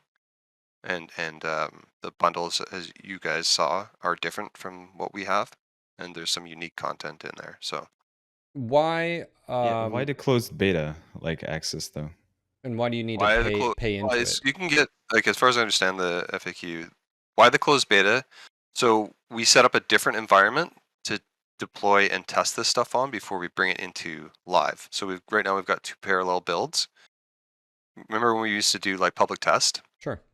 So consider this like a copy of the dedicated servers and setups and everything in the database that spins up for the closed beta test. They can test their access to the dedicated servers. They can test localization, all this stuff before it gets into live, and then before the populations actually mix.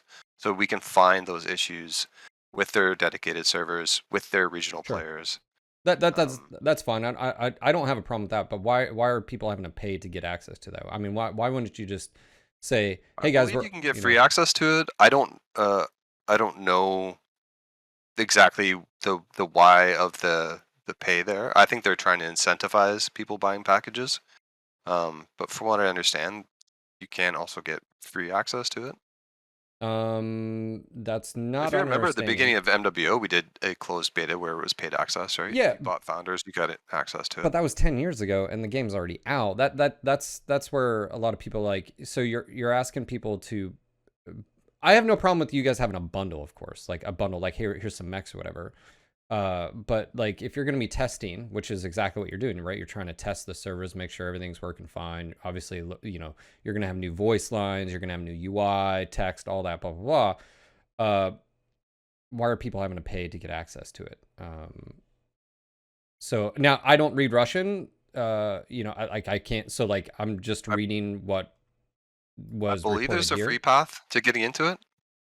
I believe. I don't know. I'm not 100% sure on that. But I imagine that, in order to get a decent testing base, they would probably need to do that. I think the idea is closed beta January, open beta February, like so 1 month later.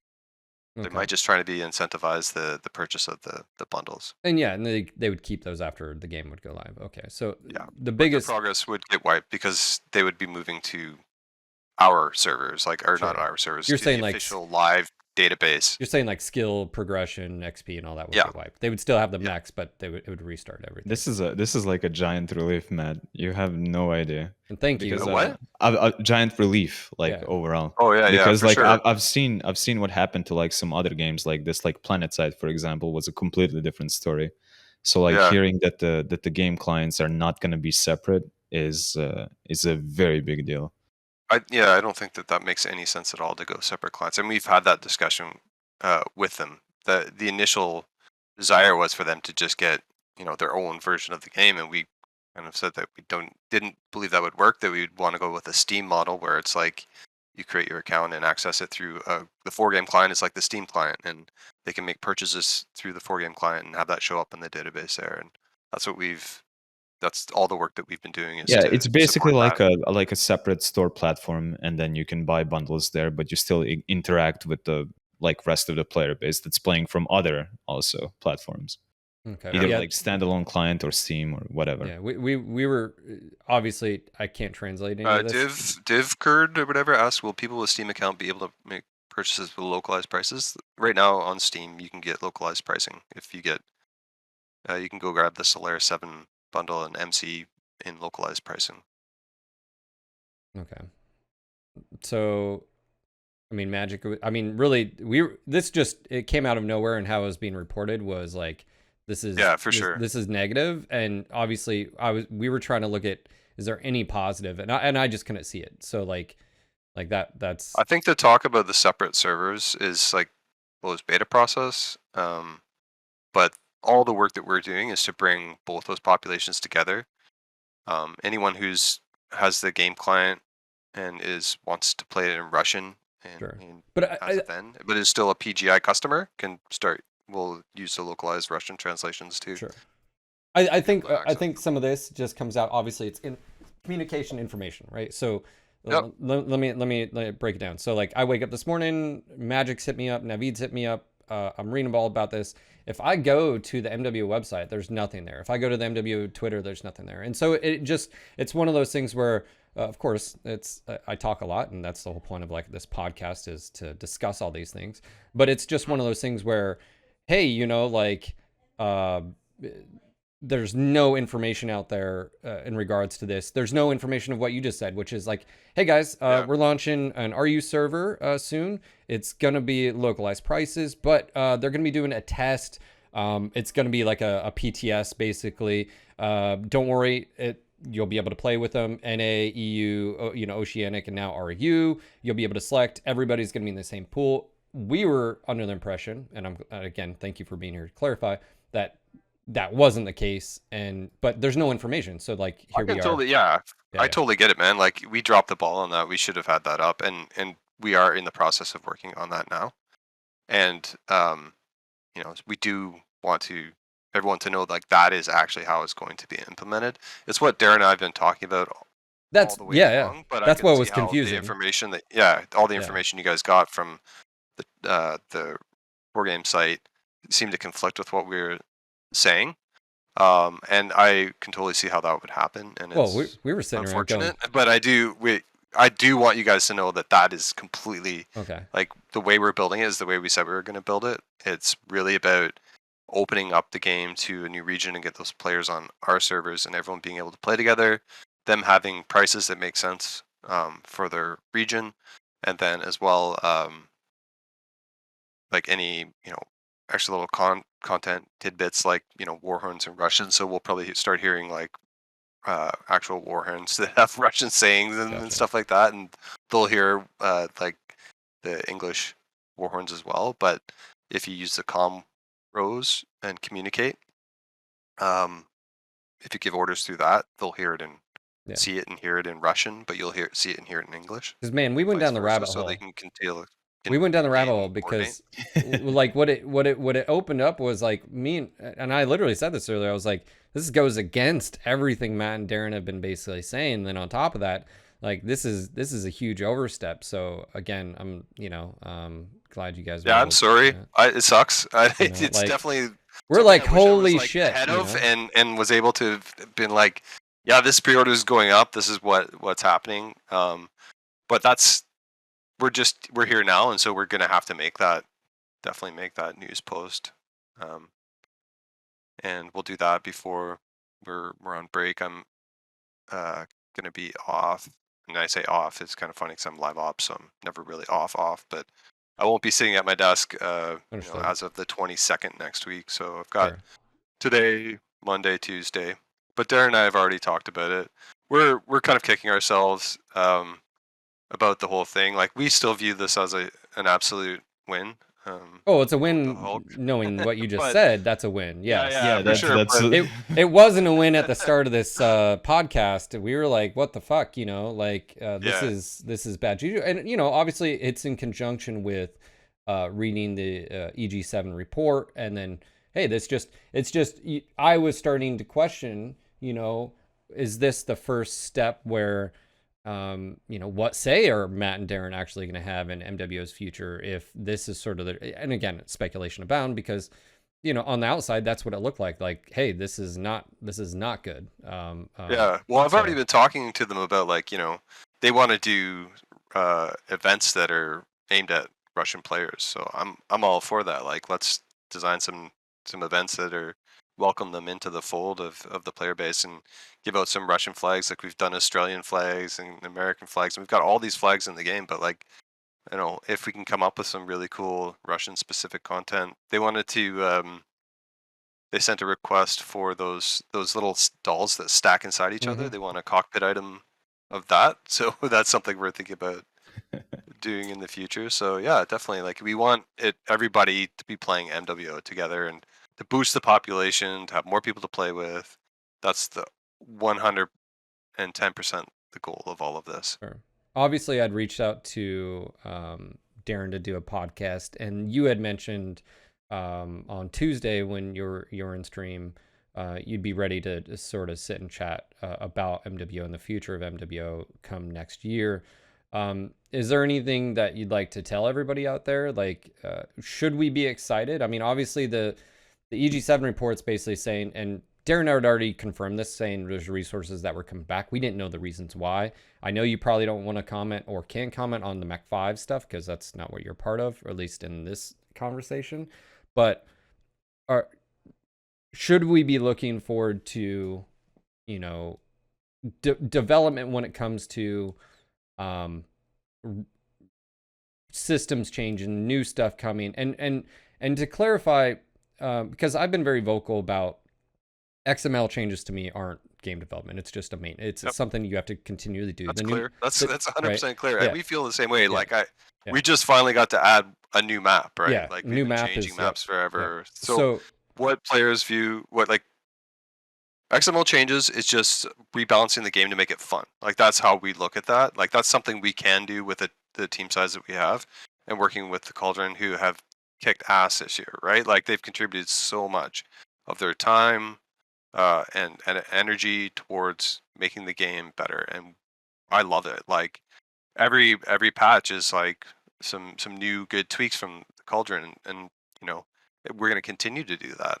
But I completely understand when you don't view that as development, because that's just turning knobs, right? Well, it's I've said this. It's like MechWarrior line was dying, so you had to stabilize the patient and stop the bleeding. And the my biggest critique was, and me and Magic were just talking about this, is the lack of engineer resources from the get-go, and that from the outside, it was you guys were tasked with something. Hey, go forth with the resources you have, do the best you have, and you guys have. You've done that. But from a fan's perspective, when you say, well, we've done so much, and it is to you guys, but to I don't, was it you, Magic, that were saying this? Is like the perspective, exactly. the perspective of development, right? Where Matt and Darren, they're immersed in it every single day, but that from the outside, it's like, well, yeah, that's just I think an like XML that was the change. discussion that we had with Tori. Yeah, Like he may have said the that, perception, right. like Okay, that was him. of like players like outside, and then developers like them that are on the inside. Like a lot of stuff is going on internally, and they can see all that. And then there's us like sitting on the outside, not really seeing exactly what's happening on the inside, like what developments are being made. So so I'll agree with you and say this: we have not changed the game. What we've done is we've completed what I think look at the goal of last year, which was to add some new content in terms and reconfigure some pre-existing content like the maps. So we're improving the content that we have by adding all those changes from the Cauldron. But as far as development goes, like yeah, you're absolutely right. Like there hasn't been a significant amount of lines of code written to change the gameplay experience. Are we going to see that numbers. in 2022? That is the hope. Yeah, like that's like I'm not committing to anything 100% in terms of like which features are going to get touched, but we're making that roadmap right now. Like, and we're talking about resources right now, and that's So I guess this question is going to be too early in that case, but like when can we expect the new roadmap to be released approximately? It doesn't have to be like a date of any kind. So my gut instinct is try and give myself some buffer and say like late February. I'd like to do it before then, but no, that's fair. We'll that's come fair. back, and we'll be up to our eyeballs in getting the Innova 4-game integration closed and open betas happening in January and February. We'll be delivering the Predator pack. We'll be doing, integrating whatever the latest changes from the Cauldron is. We'll be doing some bug fixes, obviously, on the map that we just released. And so Francois is working on that, looking to the future for the next map. And I think that's going to be Emerald Taiga. My goal for next year would be able to do 4 new maps. So take Emerald Taiga and put it into quick play. So there's certain resources where it's just like a given. Like we have Francois all next year, so it's like he's going to be working on new content, so improving, bug fixing, and adding new maps. Right now the target is 4. Whether it works out to be that many or whether it works out to be more remains to be seen. And as far as Mark and mechs and stuff like that, we're finding out a roadmap for next year for that. When as far as Indy working with the Cauldron, it's like whatever the changes the Cauldron wants to do, tweaks, quirk passes, equipment changes, weapon value changes, we're all on board for all of that. When it comes to development, we're not ready to reveal our cards yet there. Right now Okay. they're working on this Innova integration, and we're hoping that it's a very fruitful endeavor that generates revenue and brings lots of players in from the Russian region. And they will be playing with us on on these servers once the closed beta or once the open beta has ended. And there will be Russian servers for you guys to play on if you want to. Then you guys can use that template to go to Germany, France, whatever, or other countries that, is that sort of the Yeah, I idea? think that French and German would be smart translations as well, because I think that's what we supported in MW5. Okay, this might be Russian also French. like a bit of a side question, but are you internally working on localization, or is that like another studios that are working on it? So internally, we have there's engineers working on the Innova integration and the localization work. So all the UI work. Like it's a pretty specific skill set because the version of the engine we're using, it uses a very specific version of Flash, and you have to have that tools chain in place to do that. So yeah, that's us inside. That's engineers at Piranha From Games PGI, yeah, doing fair that enough. work. Okay. Yeah. All right. Well, thank you for that clarification, obviously. I'm not going to press you on other developments stuff because until you're ready, but it's good. Like I said, we went down a rabbit hole. We talked about the quarterly report, or interim report, I should say, and what that would mean for MWO, and then in the context of also this Russian version being launched, and it's all that. So, moving into, I said this 2 months ago. I told everybody you need to get ready for about a 2-3 month, 3 to 4 month lull. That's generally how it happens, right? December we got the new map, but then other than that, January you guys won't really have a whole lot, if a patch at all. And then same thing February. That's It's usually coming out on the 18th, so the Predator pack will be there. Sure. Right. We've got to finish out this year. We're gonna have like a Boxing Day sale, the New Year's experience, which is actually pretty hype this year. We're gonna do double XP and at the same time boost heroes. What do you call it? Their earnings by 50%. Mm-hmm. And so hopefully that people will be able to grind up some experience and some C bills. And then come January 18th, we're going to ship the Predator pack. I think Francois is relighting Forest Colony Classic to the old, trying to get it as close to the old like original lighting. That was a That'd be request that nice. came from the Cauldron. Yeah, because it's Yeah. pretty dark right now. It is. Yeah. Yeah, so it might be nice. It'll be like Forest Colony Classic. Oh, man. And then whatever changes we get from the Cauldron, and that'll be the basis of that entire patch, because we're working on it right now, and we come back on the 4th, and then we have till the 7th to get all those changes in, and then it goes in QA the following week, and then releases on the 18th. At the same time, we'll be working with Innova. They've got their dedicated servers set up. We're building processes and tunnels and doing testing with their systems, and then there'll be a separate build that goes up to them for people to access through their client to test the closed beta. Okay. So and then once that's confirmed as good, and we're fairly confident that there's not going to be any major hitches in the closed and open beta, simply because this game's been running for 9 years, and the engineers doing the work know what they're doing.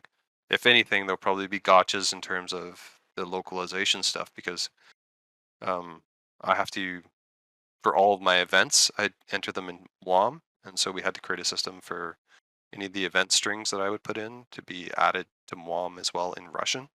So there'll be some churn there. I'm gonna have to plan ahead a lot more with my events. Like sometimes I'll just whip off like an event for a weekend in a day. I'll have to be more proactive to like make sure that like I've got my events planned way ahead of time so I can get my Russian translations back from them before the event kicks off.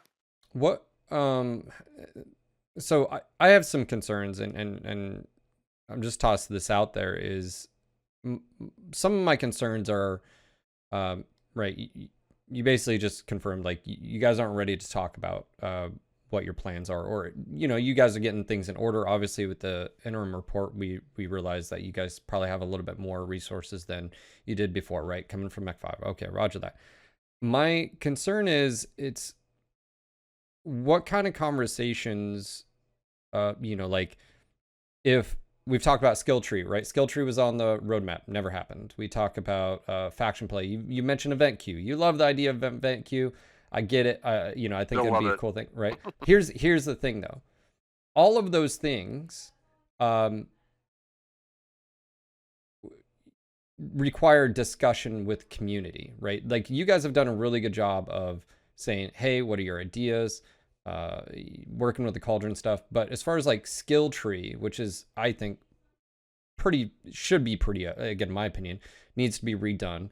I'm basically hearing from you, none of those conversations, even with you guys to the community, would even start until, April, March, and then how long is that process, right? Of just discussion. And then now we're over a half year plus into 2022. Those are my concerns, because I'm just thinking of like the bigger picture, tick-tock. You guys have 4 years left, as far as I'm aware, this December with the license, and I know how long development takes, and respectively, it takes a while, right? But like, I just feel like, okay, you guys are focused on localization so much. That's cool. But again, it goes back to real changes happening to the game, not just stuff that's going to bring in a new revenue stream for you. And I get it. You guys need to do that. You're a business. You want to bring more players, more revenue. That's good.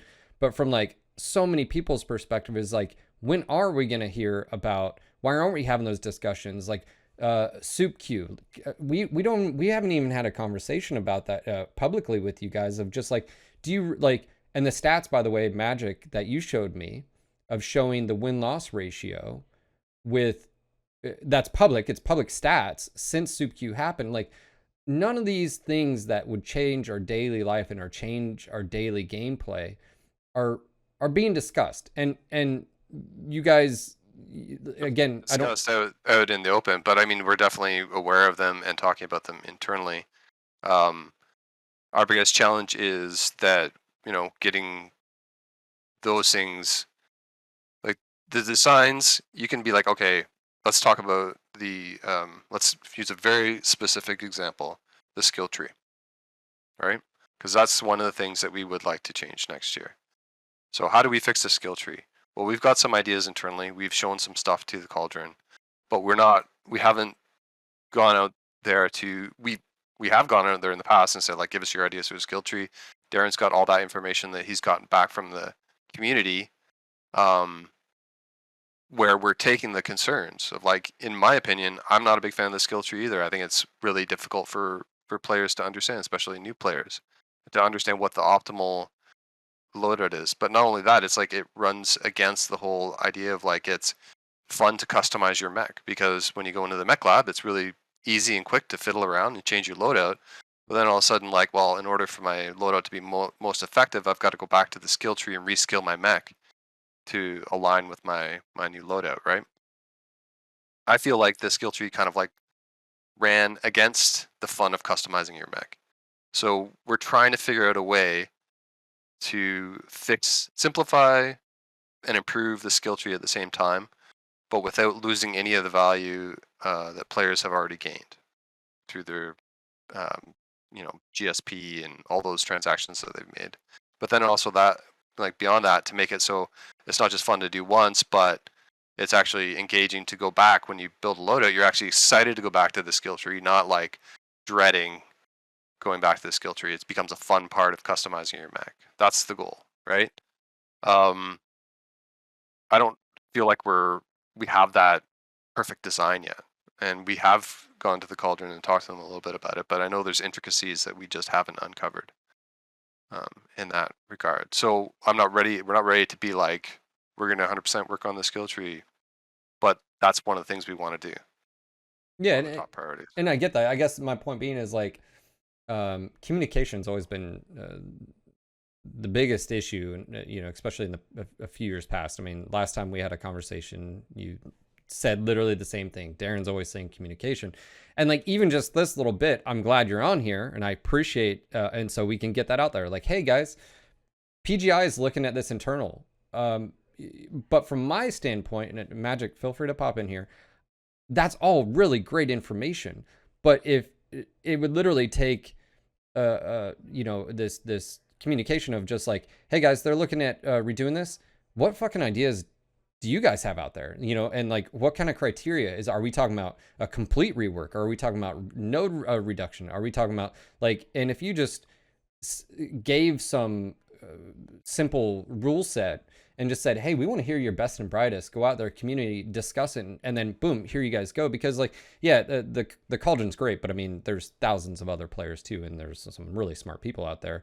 And then next thing you know, you have a few designs that have been submitted like on the Confluence alongside our designs that we can compare against, right? So you can read through documentation that players have submitted to us, and you can understand the intent of where they're going, but then at the same time you also have to understand the back end of the game. Sure. And how it's structured. So we are trying to, like, if we can all agree on the intent is to make the skill tree fun, yeah, not only to do the first time, it's fun and intuitive and engaging for players. Like, if that's the ultimate goal, then when you start designing, you're like, okay, is this fulfilling the goal? Yeah. And we'll be limited by what currently exists.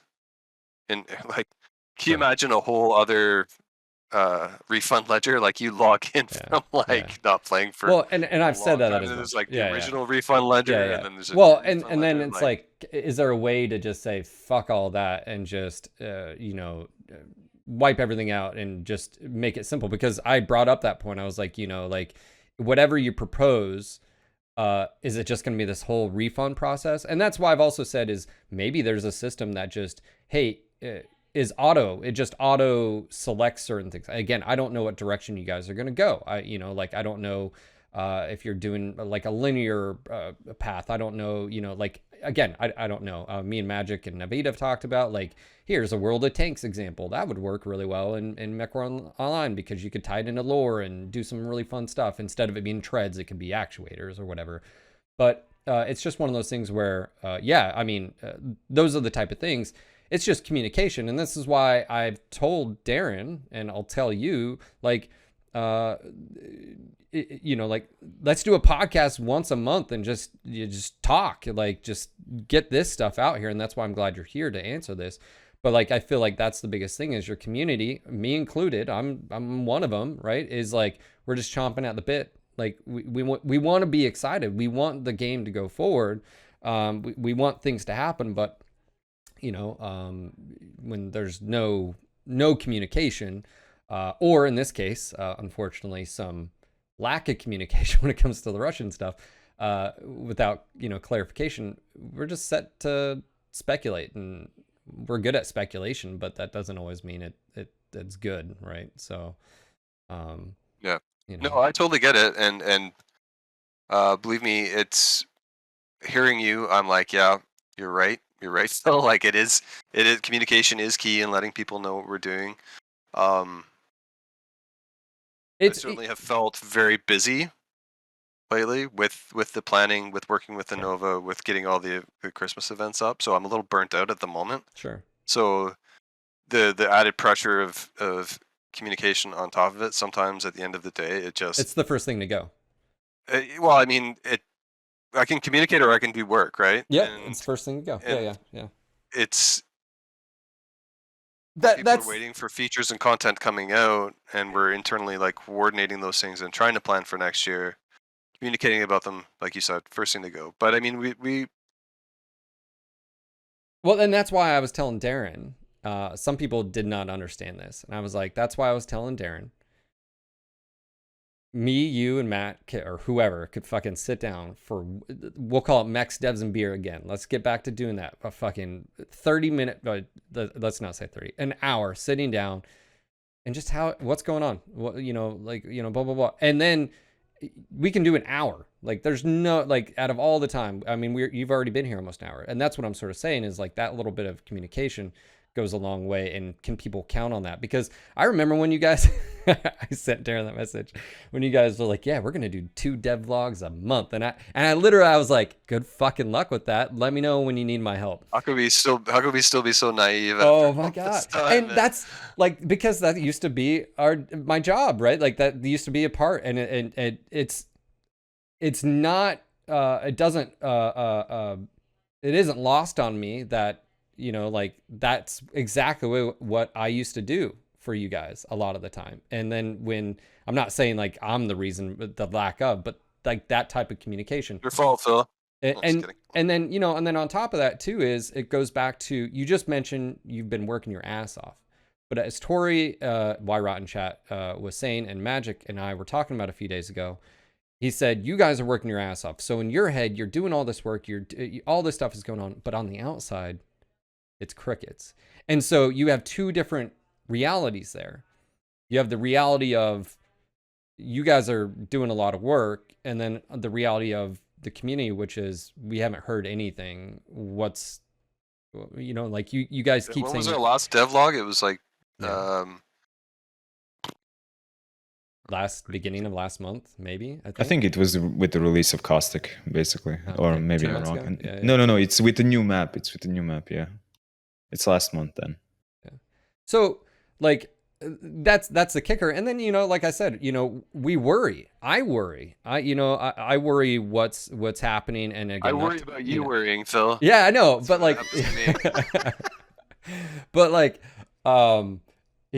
like we. And that's the thing. So I will continue to press, but maybe I just That's need to fair. ping you both instead of just Darren because he forgets he's old. Like, I get that. But like, if I'm like, hey Matt, once a month, let's fucking sit down and and it could be at the end of the month, and we can talk about the previous. So like, and then we can have Magic here or whoever, and he can because I feel like Magic asks good questions that I don't, of course, always having different, and just sort of like, what's going on?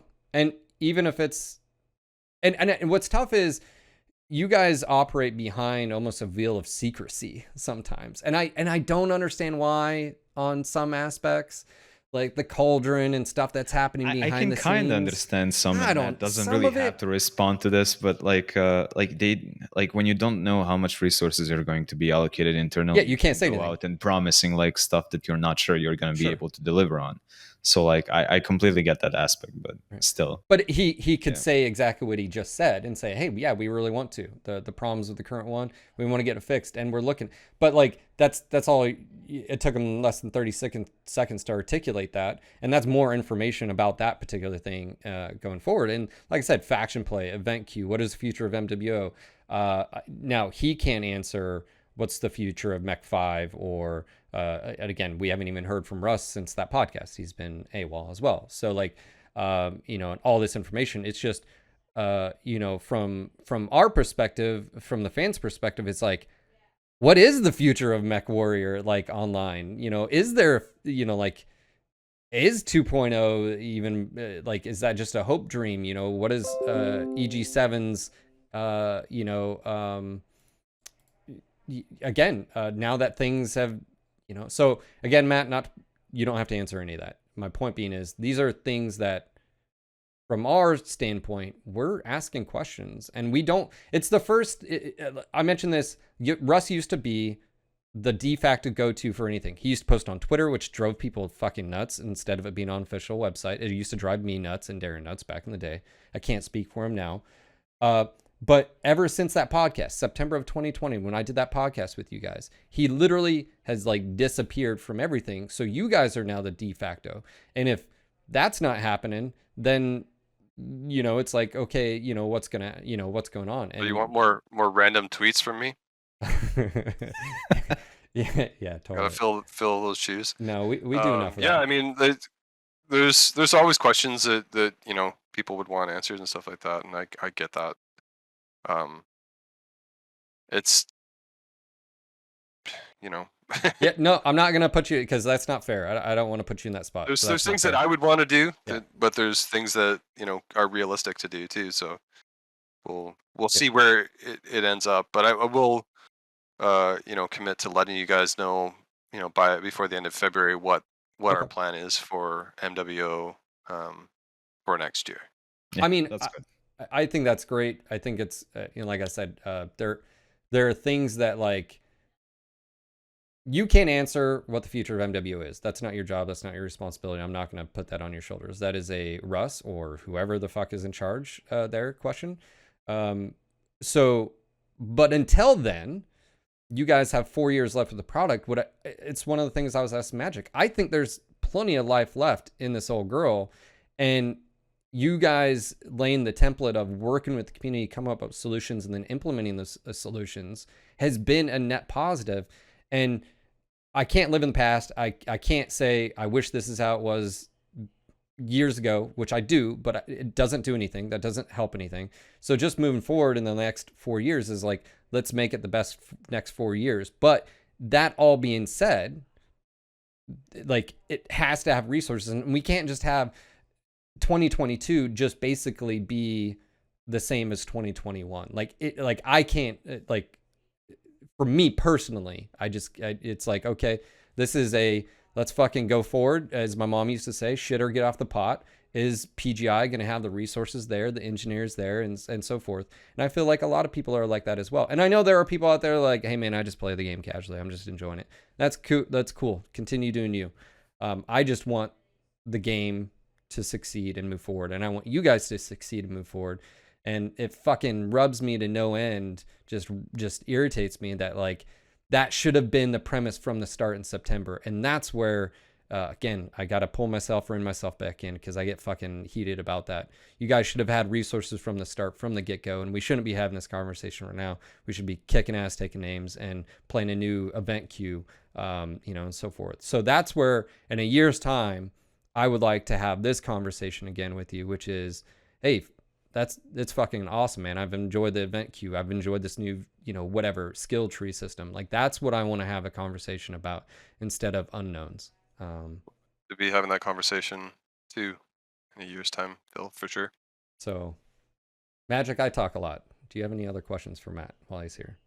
Because we're taking Not really. Like, I really, like you said, I kind of understand, like, from that side of things, like, and I feel like it's much better to see, like, what resources you have available and then the plan for them than, like, once again, I'm not blaming them for the previous year, but like in 2021, it seemed like we were more leaning on towards like what we expected to have and what was kind of we wanted to have done, but like some of those kind of fell before that. So it's much better to, like, with the next roadmap, to like plan in mind with what you're gonna have available to you, and I feel like that's gonna be a much better thing.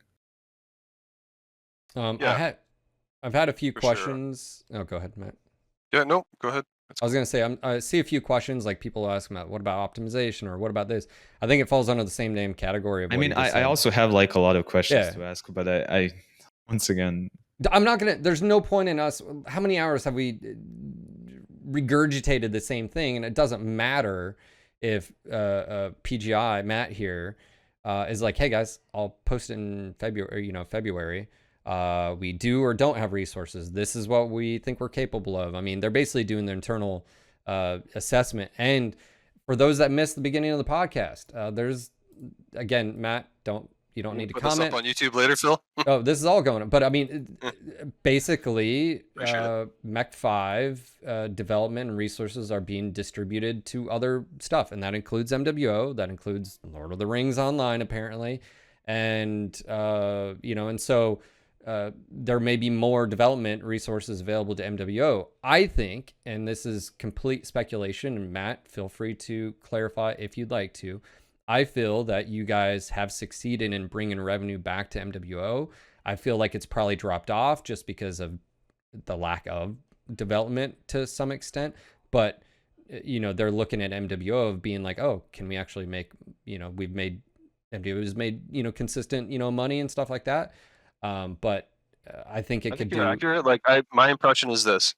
This year we proved that players are still excited about MWO. Will come back to MWO. They'll spend money on MWO. They like the balance changes, the direction we're going with working with the Cauldron. They'll pick up the mech packs, even if they're just new variants of existing mechs. But we do want new mechs. Spend money on all of our old stuff. You do want new mechs. You want new maps. Some people like the reworks. Some people don't like the reworks. It's like subjective on that front, but providing new play spaces in the form of either changing maps, fixing old maps, or creating new ones from existing content is valued by the players. You can see tons of engagement on those new maps. It's a reason to come back and play on the patch. Like, oh, check it out. Like even in January, the fact that we're going to relight Forest Colony Classic, it's like, oh, cool. Like now when you go back to Forest Colony Classic, you might get that nostalgic feel from like when the early beta days, because the lighting's brown again, right? And then, but in order for sustained interest, the modes of play, and why I say modes of play, like the idea of like when I'm dropping that there's something new and fresh about it, and the problems that exist can be minimized as much as possible, is really, I think, what people are looking for in order to continually invest in both their playtime and or their money in MWO. Meaning, like, do I have to still contend with this frustrating skill tree situation where if I respec my mech, it takes a PhD to respec my skill tree, or am I copy pasting someone else's skill tree? So I think we want to remove those frustration points. Soup queue, is the matchmaker up to the task? Is the population big enough? Should we have a separate group queue? All those kinds of questions, like how do we configure this so that we get maximum enjoyment for all the players? Match score. How does match score play into PSR, and are people able to climb up the PSR when they really shouldn't be ending up in the 5th tier or whatever? How do we address that? And Solaris, like, what are you going to do with this content that's going completely unused? And faction play, how do we start having fun events in faction play again to get everybody to dogpile onto Tukia, because that was a good time? And how do you have those kind of things? And then from my perspective, I still really, really, really want to do the event queue, because I think it solves a lot of those problems, in that it provides an opportunity for us to mix the gameplay up so that it's fresh and new. Like, I've got the basic outline, and I'm not saying that we're going to do this. This is my basic outline of variables I would like to be able to explore, to be able to set. Number of players per team.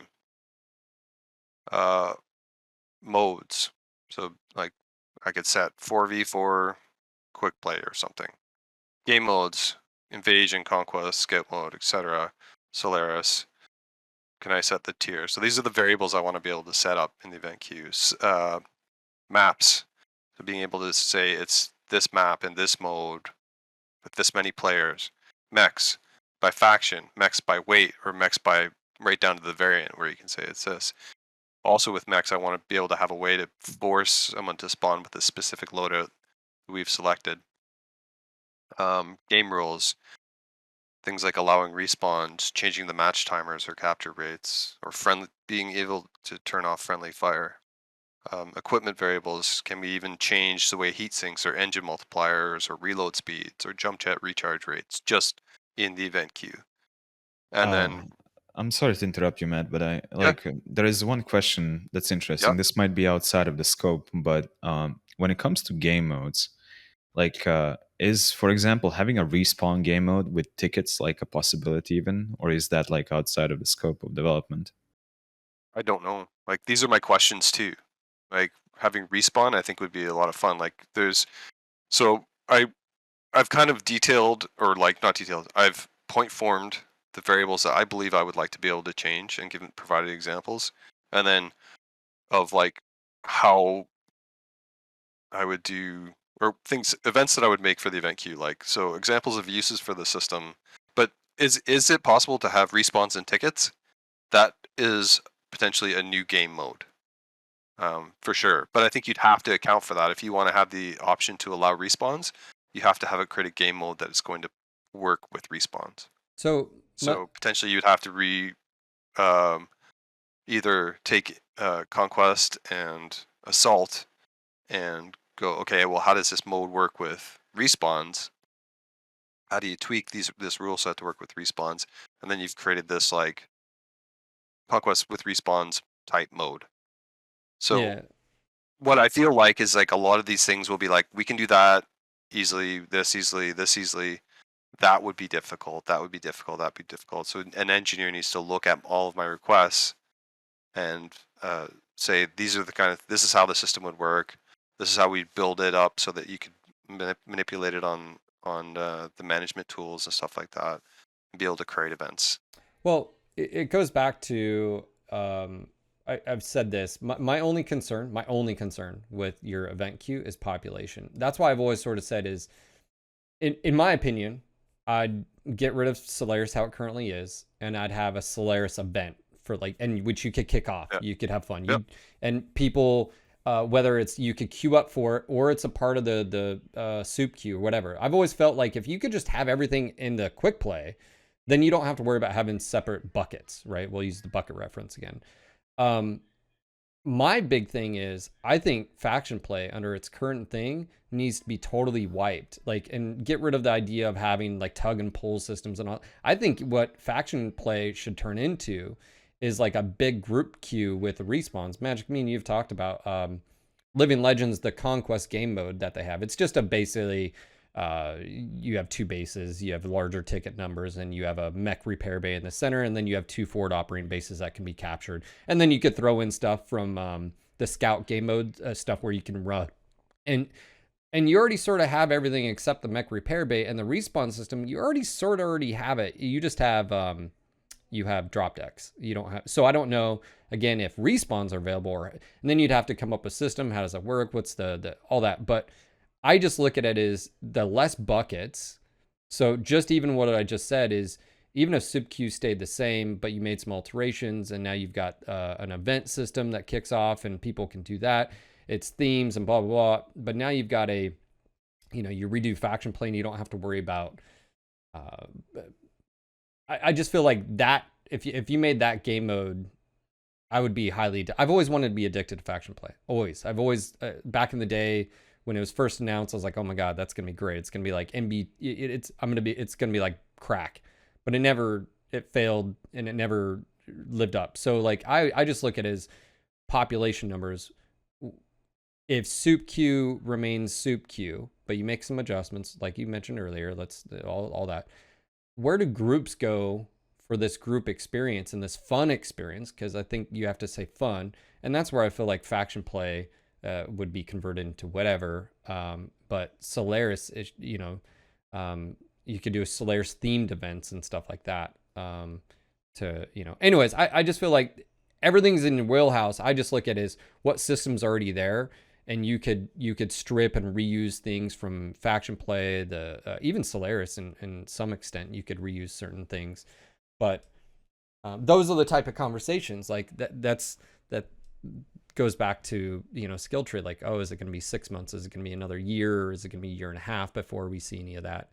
And those conversations, it's great hearing from you, because those are the type of conversations I think everybody's like waiting, chomping at the bit, like win, like win, but yeah, for sure. I mean, when is the key question there, right? And when and I if. don't have that answer Right, yeah. because it's its development and understanding what resources are going to be available to me, and what the actual full design is and what we're capable of doing within the bounds of what we have. Because I've been working on this for 9 years, and I've been in engineering in meetings where there's a design proposal and there's engineers and they're reading through it, and they've got the game up on the screen. They're talking about implementation or talking about this and that, and some things just end up being like, that's not possible because of this or this, for various reasons, or that they would be very difficult to do. Like, you would to have this one minor feature thing, it actually behind the scenes it affects all these systems. Yeah. Um, I just feel like Magic, hear me, because me and you've talked about the game mode. They could actually do. I mean, instead of having respawns, they could literally just say you have, instead of 8 mechs on a drop deck, they could say now you have 12. So go select the 12, and it's a 60-minute, and if you run out of 12 mechs, I mean, isn't it? yeah. Now, obviously, it'd be like a workaround, obvious workaround, but yeah. Ideally, you'd have. But I'm just thinking of the reality of is like, one, you have to. It's sort of like when you die in Battlefield, right? When you die in Battlefield, it zooms back out. You get to select your loadout, your character. You can switch all that stuff. That's sort of the same premise of what you're saying. Is behind the scenes, what's happening is, okay, so let's just say I take my Atlas here. I get blown up. Well, what kind of, in Living Legends, they had a monetary system. You earn C-bills on your performance, and that's how you can get access to other, mechs, or then you got the lowest totem pole. It's like a locust, 1v or whatever it is, right? Like, that's your cheapest thing you can take out. My point being is, those are the type of questions, like, people, when they're tossing out ideas, you have to think of, right now, the reason they have drop decks is because, from my understanding, it was very, very difficult to like have to bring up a full UI screen of like select mech here in game, right? Like, you'd have to like, oh, now I can just drop whatever. Well, that's not how it works necessarily. Behind the scenes. The loading system, like it doesn't. We didn't want it to stream, right? We wanted to load everything at the beginning of the match. Otherwise, like, if you selected a mech that wasn't loaded into memory, whenever anybody saw you or like needed to render your mech, there would be it would have to access the disk. At the time, for certain people that might be fine if they're on like a really fast computer, but for lower spec machines, that could create a really unfavorable play experience where you like see a new enemy freeze up. They're already loaded in. They know your mech's loaded in, so they can shoot you. So I think that you have to make decisions based on how the technology works. So a lot of the respawn stuff, from my understanding, was just memory limitations and streaming hitches. Yeah, and someone brought up just do seasons of faction play. I think, look, I just don't think the whole Intersphere map is the thing that I think that time came and got like past years ago. I think you have to be realistic. I think you create a mode that's just fun, and you could have a season where it's per month or per quarter, and I don't know, they have to choose clan or IS or whatever, and you give them a cookie at the end of it. But like, at the end of the day, I don't think map conquest and all that big scale warfare that was promised when Brian Ekman went up there on this stage and gave the whole spiel, I think that thing died as soon as it left his mouth. We've never seen that. And I think if you keep, it was a very grand design for sure, but I think it was like more of an MMO, like the MechWarrior massively multiplayer online universe or something like that. Yeah. Which I think would be an amazing game to make, but it's like Planet Side, but yeah, we're in basically a round-based game at this point. So that's why what we're saying is, like, if you kept that's the discussion is Magic. Me and you've talked about soup queue. Should solos be solo again and group queue be group queue? Well, I argued that maybe that's not the case. Maybe that's not the best solution, and you make some adjustments, but then you have to give groups an alternative for this group play experience. Well, where do they go? And obviously, there's so many people that don't want to go to faction play because it's because they don't enjoy it. So then it's like, okay, if you do solo, you have to give an alternative. And also too is, whoever's in faction play, they enjoy playing that game for a reason. And so you don't want to strip the game of that exactly. So you have to be very, very careful for not like, well, one, if it goes away in the current form, they're probably going to be disappointed. But I feel like in the grand scheme of things, if you can make a mode, and that's what I was sort of saying is Magic, the new map, you can almost imagine, 2 bases and outpost and respawn and just be a fun experience, right? It's not about intergalactic warfare and me taking over this. It's just a fun game. The thing, Phil, like I also kind of like throwing ideas around, but like whenever and in fairness to PGI, like it's kind of hard to suggest stuff when you don't know, like what's the scope of the suggestions that you can make. Yep. So it's all just that's all it is. It's just hopes and dreams. Basically, you're just that's why I was kind of relatively specific when I asked Matt about like a game mode with the respawns. Like, how possible is that? Like, if there is a possibility of that being implemented. Like I do have a lot of questions, but we've got the mode with four mech drop deck right now where you respawn in waves.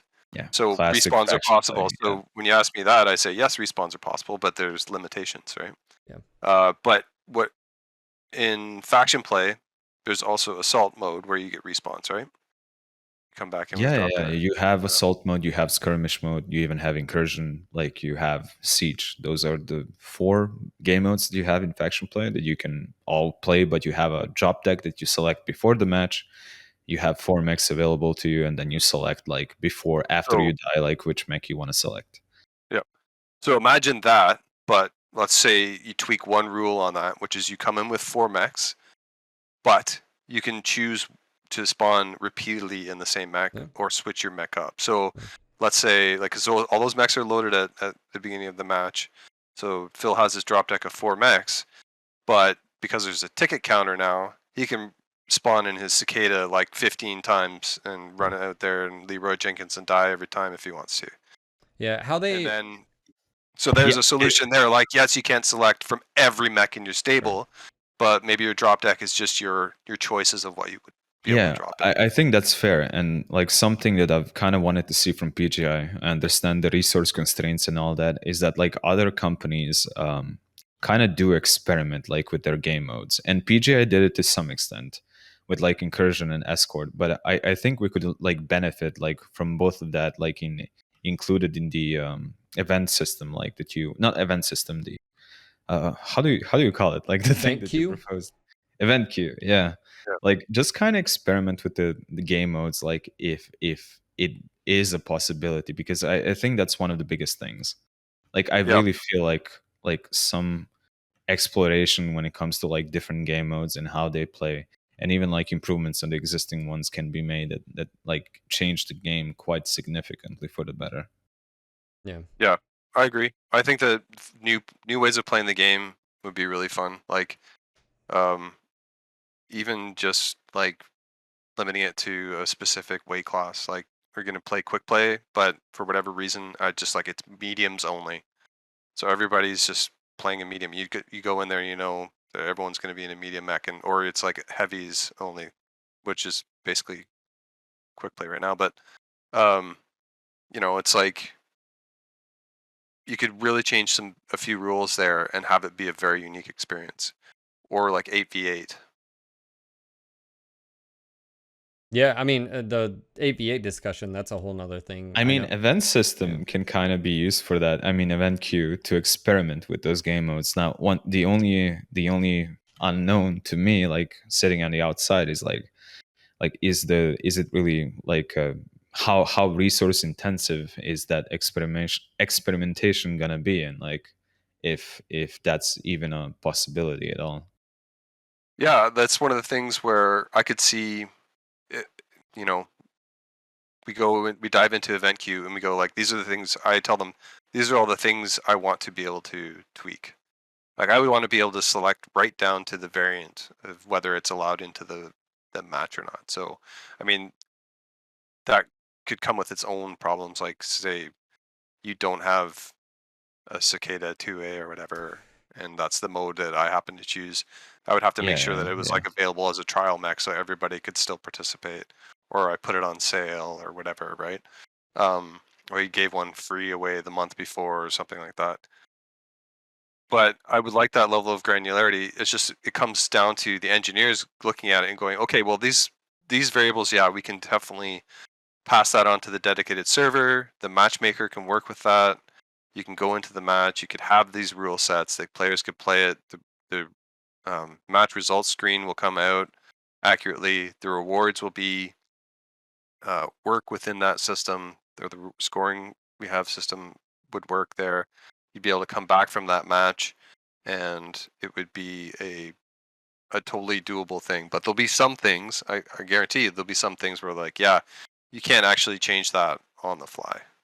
And so, you know, maybe some things are just not possible. Like the ability to change the, jump jet recharge rate. Maybe I can't change that on the fly. Yeah, that's fair. I think that's But fair. if you guys remember, like Paul used to do a lot of stuff by tweaking variables on the dedicated Yeah, he server did. when people were testing. So the question is can we create a system where I can interface with those variables or like limitations for the matchmaker? So if you went to the event queue right now, say Solaris was completely replaced with event queue, Phil, and you clicked on it, you click on Solaris and a pop-up window comes up. This is the rules, like this, or a brief description of what it is. And then if you've got the correct mech selected or you have a drop deck that is functional for it, it would say like, yeah, you're ready to launch. Otherwise, it may be like, you need to select a proper weight class, or you need to select a drop deck with the proper mechs or whatever. And then you can launch into it. But there's all kinds of systems in MWO that would need to account for all the changes we'd want to make for the event queue. And Things like, and I does it would work with group queue?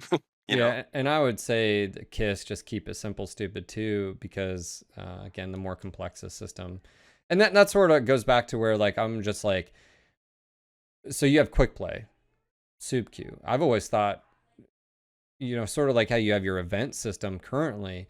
Why not just have it incorporated in that? So it's not a separate queue, because basically what you're saying is you'd queue up in a different thing and you'd be removed from the quick play. It'd be a different game mode entirely and bucket. And so I was always thinking like maybe you just have a Solaris theme weekend that you turn on and that's just quick play. It's got Solaris theme, like you hear Duncan Fisher's voice and explosions on maps. Like instead of it being a one-on-one, now it's a 12v12. It's just themed Solaris. That's sort of what is in my head, because then it doesn't separate. It doesn't create a bucket. That's what's always been in my head, because again, Yeah, I think the easiest for Solaris would be like, okay, it'd be using the systems like saying it's Solaris weekend, but it's tier this, so you have to choose from these specific mechs in Solaris. Yeah, that's what a lot of people suggested as well. And then just have the leaderboard for that at the end of the month, and have an event tied into it where they can earn rewards in Solaris specifically through the current event system. And then also like have a leaderboard with injections that happen at the end of the year, the end of the month or whatever it is. But then that would mean like the group queue was just Solaris for that entire month. Yeah, like I said, I think there's a lot of stuff. I think it's a good idea. Tori's right. It gets people to play the game. I don't think there's anything wrong with that. And yeah, I wanted to address something that I don't know how to pronounce it. Koenig Krampus. Game modes bring people to the game systems, or game modes bring people to the game. Systems like skill tree do not. That's one of the struggles that we have internally right now, is that there is definitely work we can do with skill tree, matchmaker, PSR, match score. A lot of that effort, a lot of those changes still wouldn't get the same results as putting in like a event queue or a respawn type of mode, because it doesn't actually change the way you play the game. It changes the way you experience it, in the sense of like, yeah, maybe your matches are better, your PSR is more accurate, and it's not so cumbersome to actually kit out your mech and change your skill tree.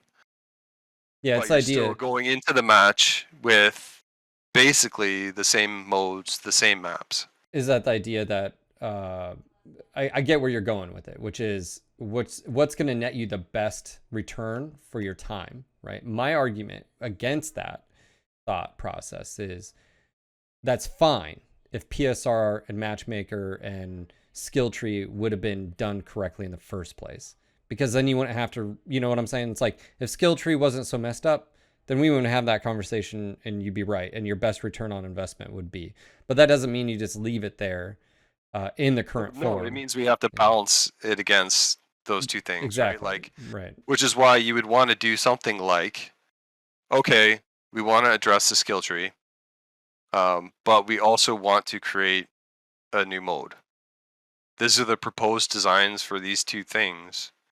You know, how do we accomplish that in a reasonable amount of time so that tell the players that we're working on these two things, and so that they get excited about it and give their input on those systems. Sure. And then you can release that patch, and it's a very exciting day where people are not only, skilling their mechs differently than they have before and finding it enjoyable, but then when they drop into the game mode, it feels fun and new and fresh in the game. But let's go back. So prioritization of stuff. I still think skill tree is like the number one thing that needs to be fixed in the game.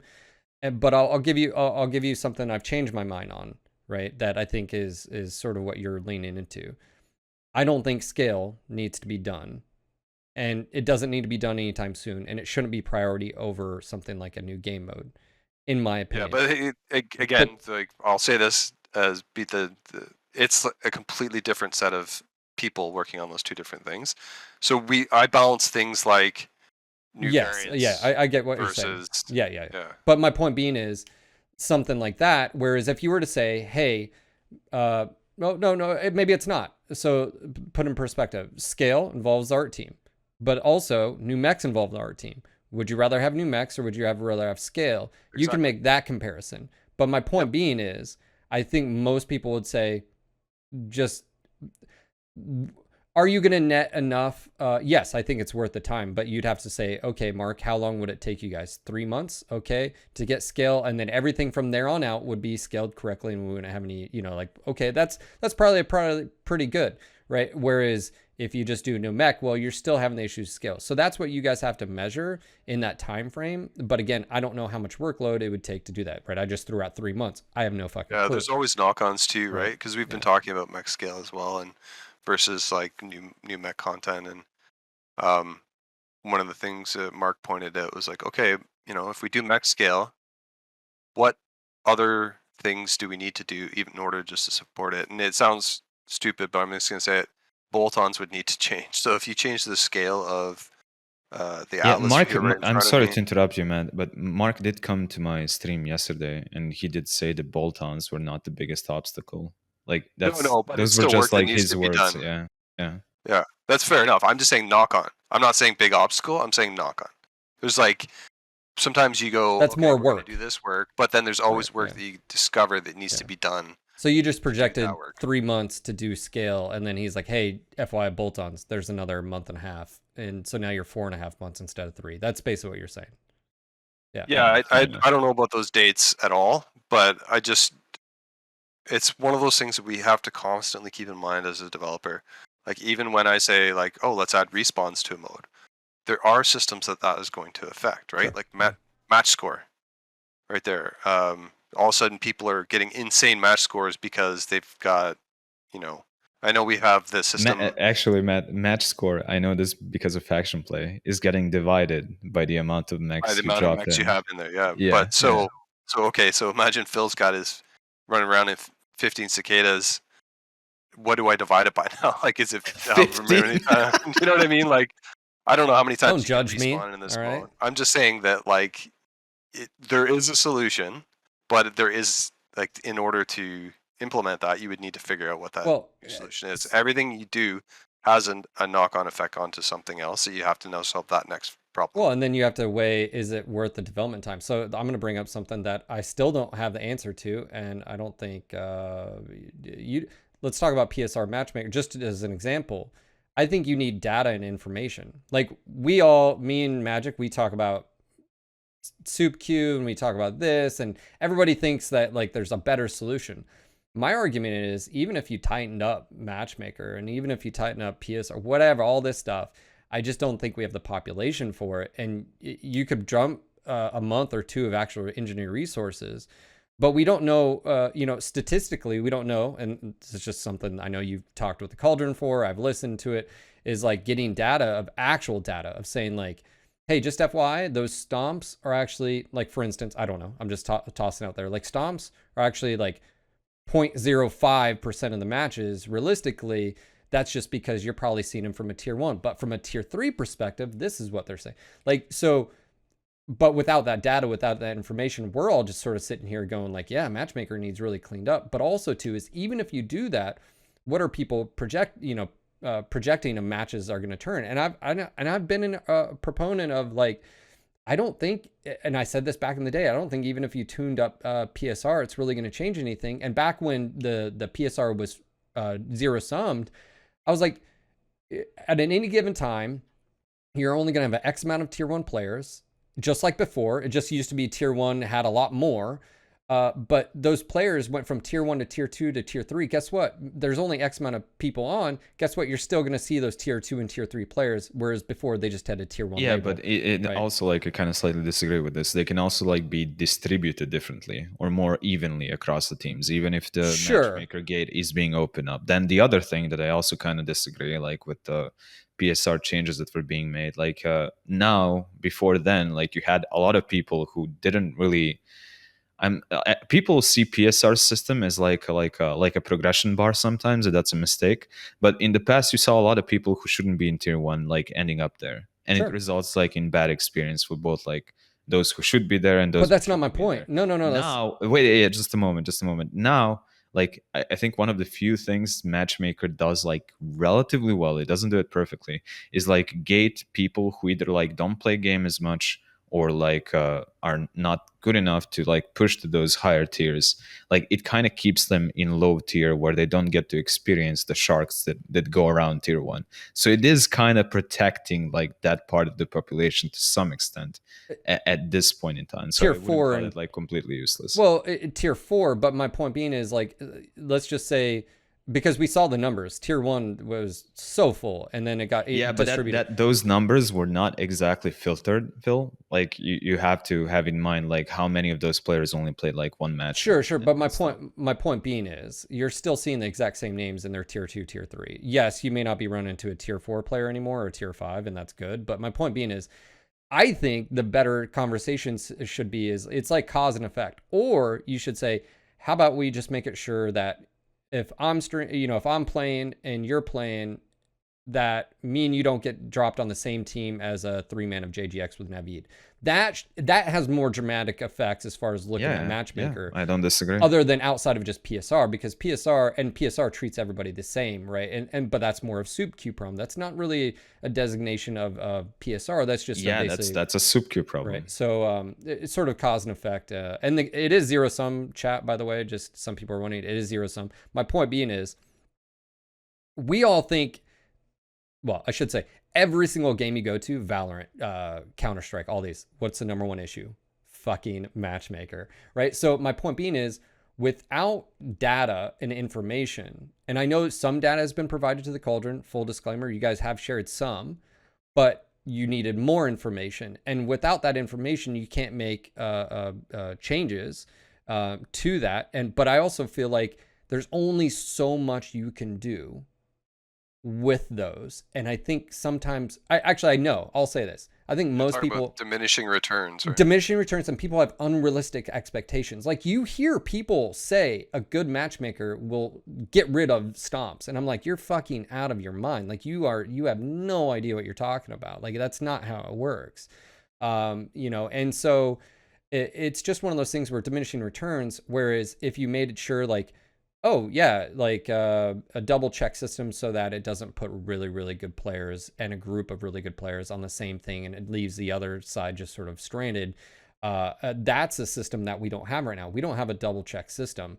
That would have bigger implications than, oh, this person is in tier 1 because maybe they get a boost from AMS match score, and maybe they should really be a tier 2 or tier 3. It doesn't matter that you remove a person from tier 1, you still need tier 2, tier 3 pilots for those tier 1 matches. So they're still going to be there. It's just, okay, cool, their number changes. That's my point. Whereas again, me and Magic shouldn't be put on a team with Naveed and his 3-man. And then the bigger conversation of Soup Q. We need data on that. How often does Naveed and JGX win? Right? I'm just calling you out, Naveed, just because you're in chat. I'm using you for an example. But same thing with Goons, with Magic. Again, whatever group is, we have our own vision of what is going on, but reality, statistically, what is actually happening. And I think if you put that out there of like, hey guys, just FYI, you guys see this at tier 1 because of just, that's the reality, right? We could be living in a bubble. Like it could be a completely different thing in lower tiers. Yeah, tier 3, because tier 3, the reality of it is tier 3 sees the full spectrum, the full gambit. And if their numbers are different, then you have to wonder, it's sort of why this is going to get in. I want to get back to this, Matt. So if you need a bounce, feel free. But the perceived idea of the Cauldron balancing for like the Cauldron and long range snipers and this and that, I feel like it's a scapegoat term used and pointing the finger and this and that. But I will say it's a different perspective as a player that plays at a tier 4 level than at a tier 1 level. And it's a different perspective of people that are in groups and that are solo. The Goons are dead. I feel like there's, again, people just pointing fingers at like the Cauldron of like, oh, you see, there's those competitive players making changes. And like, I'm in there and I'm like, you guys are, that's not correct if you have that view of the Cauldron. Like they want as many options as possible, but do you see different behaviors at different skill levels? And I think the answer is yes. Yeah, I mean, I dropped the other day. I'm in tier 5. And it's actually a lot of fun. It's pretty casual. People know what they're doing. People don't know what they're doing. It feels really random, which I know is completely opposite experience of, the top tiers where it's like very intentional, and people will call the match when based on who they see on what teams, right? So it is very different experience. I will admit that, but I don't. It's difficult to say like what changes are going to result in what fixing that. So, but it is something we are willing to look at for next year.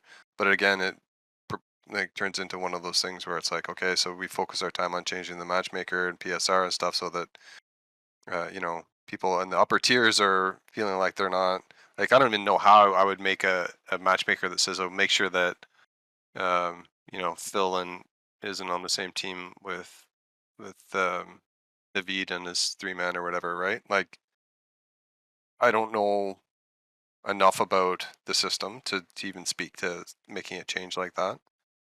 But yeah, it's something we're willing to look at. But again, it comes down to making all those changes. What's the return on investment? And I think we do approach the diminishing returns base.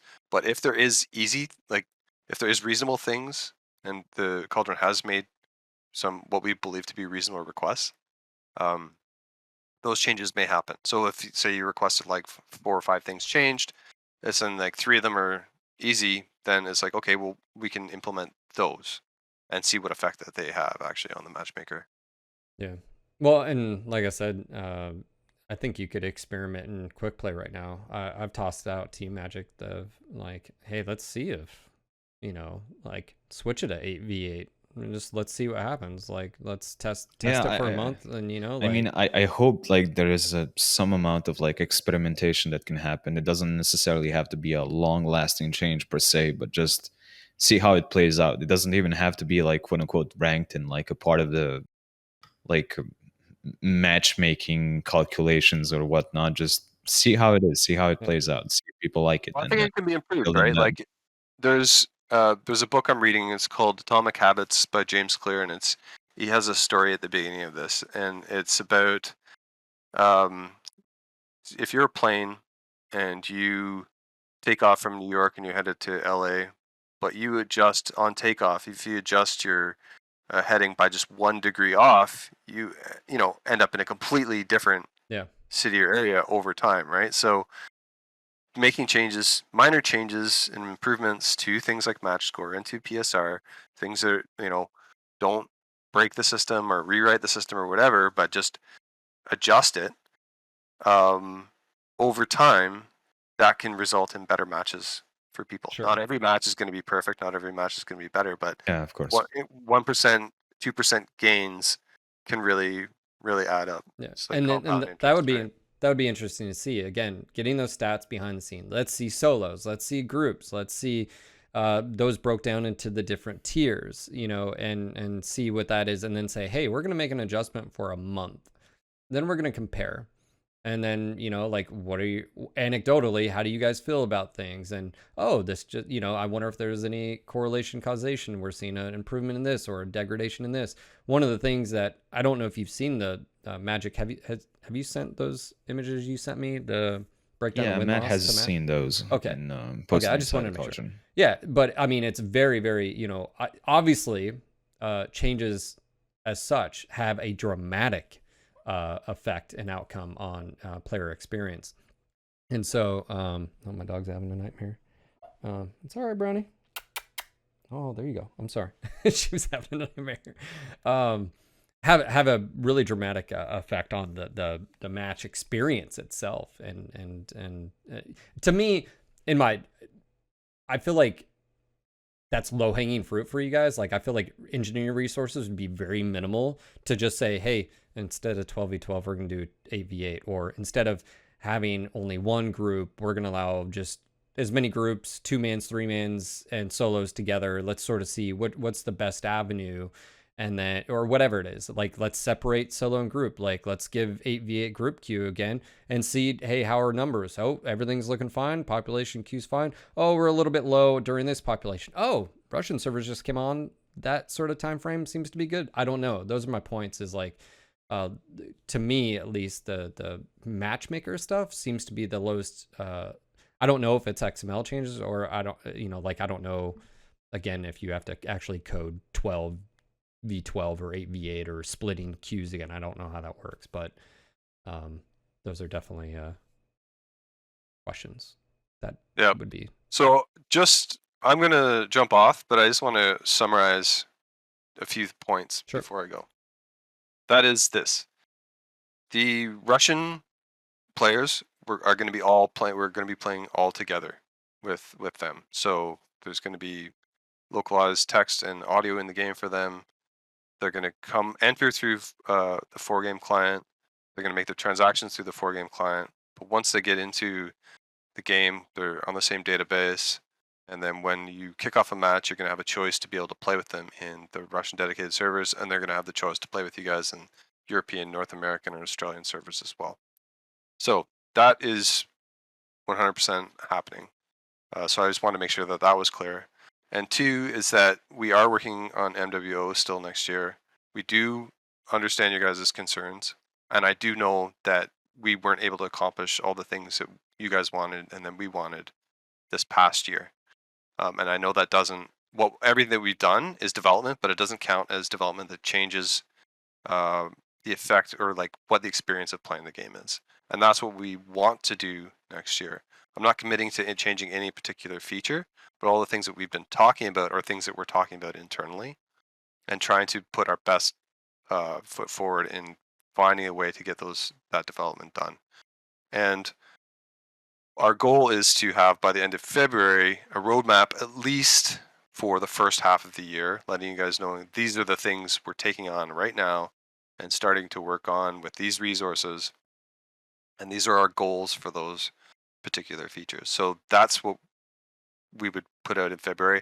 I think it makes sense to review it on a more of a half-year basis rather than a roadmap for the full year, because things can get away from you, like they did in this year, where we kind of completed some of our initial goals, and then halfway through the year, the other things weren't materializing. Like everybody was focused on shipping it on the MW5 on PlayStation and those kind of things, and then the outsourcing studio wasn't able to deliver the localization on a reasonable timeline. So these are the kind of things at the beginning of the year, January, February, whenever we put out the roadmap last year. we couldn't see coming. So doing it on a 6-month basis, or doing it like, oh, this is what we're going to do in the first half of the year, and telling you guys that in February is our ultimate goal. Well, Matt, I just want to say thanks for popping on here. Yeah, I also want to say thanks, and this was really important, especially like because the speculations were starting to ramp up. Like a lot of people. That like, may have been my really- fault. I don't know. I was no. getting heated. I was like, ah. I think a lot of people got the same impression as you, so I wouldn't say that you guys are like outside of the like assuming anything that wasn't. It's the wording of the beta is confusing, and even in meetings with them, there's like we have to be very specific about the wording we use, so that we all understand each other, because there is language barriers. Talking to the team over there, but they Sounds good. all understand that for the best experience in a multiplayer game, you need population. It doesn't make any sense to divide the population at all. That's why, All yeah, agreed upon that. I agreed. Okay. But yeah, thanks for popping on here. It means, and obviously my chat challenged someone, go over to Reddit, update everybody. Like if it hasn't been posted, I know Yeah, let Demir was people here. know. Maybe Yeah, even post it on Twitter. It doesn't have to be like an official post in the forums, but like just some Something, stuff clarifying. Yeah. Feel Yeah, free. my goal will be to get a quick FAQ up on MWO and then link Yeah. it. Feel free to Yeah, tag fair enough. NGNG because I'll retweet that out, because I feel like that's important information getting out there to players. Just yeah, but I do appreciate you hopping on, man, and jumping in the Lions Den here. Yeah, no problem. It's So this is what I'm gonna do. This is my okay. I will be pestering you next month. Oh no. At the end of the month, we're gonna be sitting down and doing this. It'll probably be a lot less long, right? But I'm gonna pester you, and I'm gonna bring magic with me. So, Oh no. yeah. So I'm gonna, and my sources here on OBS, I'm leaving. I'll just turn magic, his Warhammer off. Hey, Magic, I'm gonna assume from your accent that you're actually from that region of or Yeah, I'm from Eastern area. Europe, but I'm not from Russia. I'm not covered like in the CIS region as they're calling it. Okay. All right. We've got like one of our customer support people has a similar accent to you, and he's actually from that. But Fair it enough. sounds like a slightly Russian accent to me. Yeah, it does. It does. It is. Yeah. All right. Well, Matt, take care. Have a great holiday. So then, do you speak Russian? No. I'm No. from Serbia. Serbia. It's still a Slavic country, and like the Slavic, languages do okay. have some similarities, and you can definitely notice the Eastern European accent, and they're kind of similar, but still like relatively different. Just saying. Okay. So I was just wondering whether you were concerned that how that was going to affect you as far as the regions and stuff. No, like that. not necessarily, but we did speak like with a lot of people from Russia, and they got like a very different impression. And right now, like on those like social networks like VK and even on the forums that Innova posted, like people are kind of trolling them or asking questions. Like so stuff needs to be clarified as fast as you guys can. Okay. Yeah. Well, I'll get right on that then, and then if you guys can do your best to share that with people in that part of the world, then yeah, that would be great. No problem. That would be very much appreciated. Enjoy Do you feel like it's going to, knowing that the player base there, do you feel like it's going to have a large influx of players? It's really hard to tell. Like I really don't know. I don't think I can like judge that. Yeah. Like I think like even for local Russian population, that would be difficult for them to measure that. So it's all up in the air. Yeah. Okay.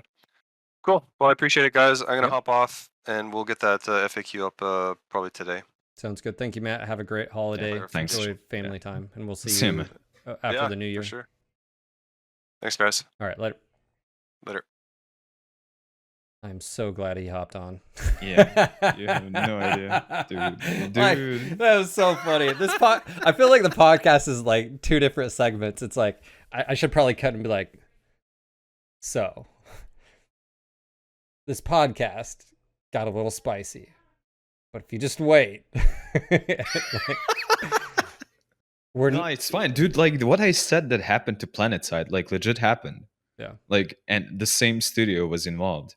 But as you've seen, Matt, like they even discussed it internally, but decided that that's not the best way to go. So Yeah. Well, I'm glad that that is the case. I'm really yeah, glad that that man. is the Because case. I was like, dude, it's a PR nightmare if you don't do it that way.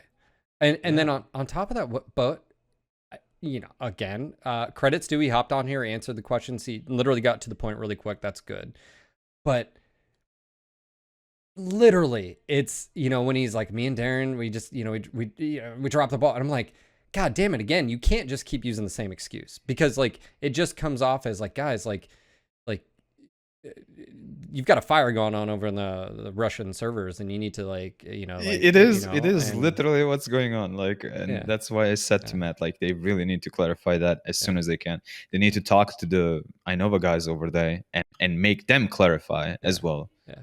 Because right now there's a lot of confusion going around, and like people are not even sure what's going to happen with their accounts. So like, yeah, it needs to happen right away. Yeah, but like again, we did get a bit of information, like not a ton. I mean, basically, Yeah. Some of the stuff that we read from the interim report is still legit. Like, of course, you're not gonna I'm not gonna push pester Matt him. through Yeah, to that's not. discuss Yeah, that. yeah, that's It's not fair. yeah. You know, he can't really like expect that from him. But yeah, did you want to say something specific about that?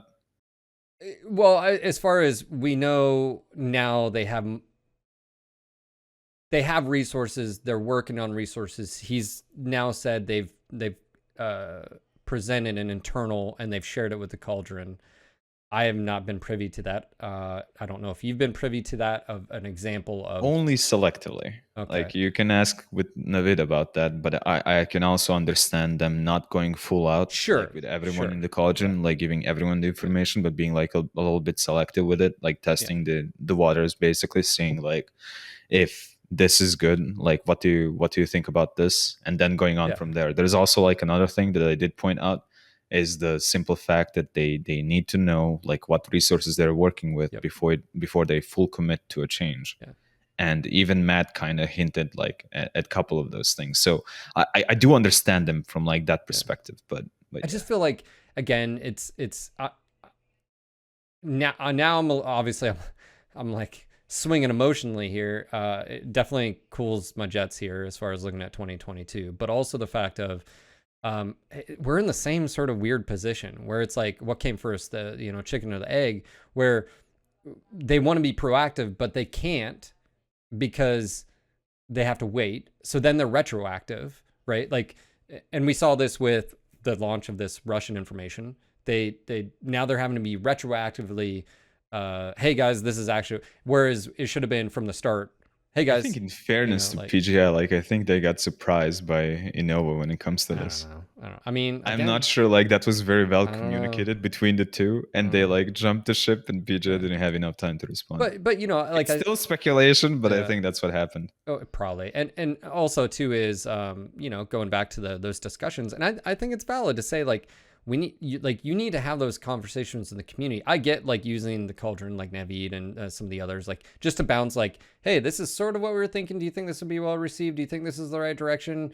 All right, then, but you need to get that, like, and what sucks is they can't, though. They will post the roadmap when they can post the roadmap so they can commit. But just keep in mind, I'll even say this, just because they're posting a roadmap, hopefully by the end of February, does not mean they're going to do any of it. Or, I mean, they posted a roadmap when they first started this process. Now, I want to be proven wrong. I want them to say, yeah, eat your words, I Phil. talked about it, and Matt kind of confirmed it. I think like this time around, they're first waiting to see like which resources they have like on their hands, what they have available, and then they're gonna plan like based on those things. Yeah. So like you're not gonna have like I know this is a little bit harsh for them, but whatever. Like you're not gonna have like a relative wish list at the end of the year, what you're hoping to achieve, but you're gonna have stuff what you're able to achieve. Yeah, no wish list. And that's why he talked about like not like a roadmap for the full year, but basically a roadmap for half a year. So like from February up until September, I believe, or something like that. So what's gonna happen in between those? Yeah, I think that's fair. Obviously, we didn't talk to him about Mech 5, Mech 6, or whatever that is. I don't I think didn't that's want fair. to. Yeah, Like, I don't think could ask him, but like I didn't want to. it would put him in a How do you spot. even formulate that question? Like, how do you feel about like Mech 5 like flopping in EG7 eyes? How do you feel PlayStation? about one of the biggest projects the company has taken on failing? Can you, Like, how in do one you say word, that? can you describe? No, like, it's not fair, and that's not his place. And if anything, it would put him in a corner where, you know, again, Yeah, that's his job and yeah, livelihood, and yeah. I'm not going to do that. And again, I don't think like anyone expected us to do that either. no, so no. yeah. I No, that was PlayStation specific question, Tori. Sure, but it was big enough. But here's the thing: even if it failed just on PS5 to launch, the amount of money and effort, and then you see on their interim report is basically PGI's being not dissolved, but basically the teams are being split up. Again, we don't have confirmation on any DLC 3. And I didn't want to talk him about that either that's not because his, like you know, because all I see when it comes to Mech 5 is old MWO proper development team, and it's written all over it, as far as you know, like, we're gonna go in the direction, you guys are gonna like it, it's gonna be awesome. And whereas, you know, again, skill tree, Solaris, faction play, now granted, faction play had a lot of back and forth with the community after faction play was launched, and it was a pretty cool idea concept. That's what it was, as a concept. But what else information? I mean, you know, I think he's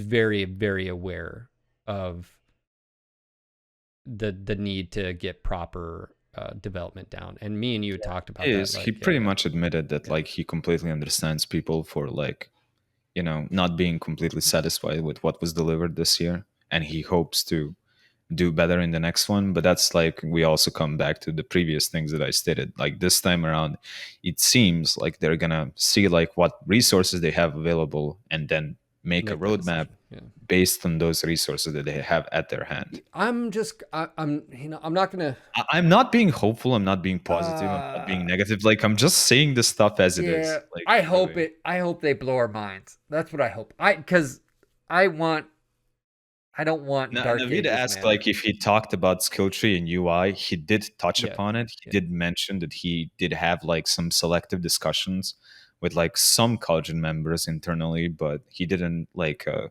expand the topic too much. Yeah, he didn't give any information. Any specific stuff on what exactly it looks like, those like discussions that he had with you. Hope is the first step on the road to disappointment. 40K quotes, yeah. But you know, like, is it, to me, like I said, I think there's still plenty of life in the old girl, but you know, I can, you know, again, that's why I'm branching out, and that's why I'm creating new experiences and playing other games, and you know,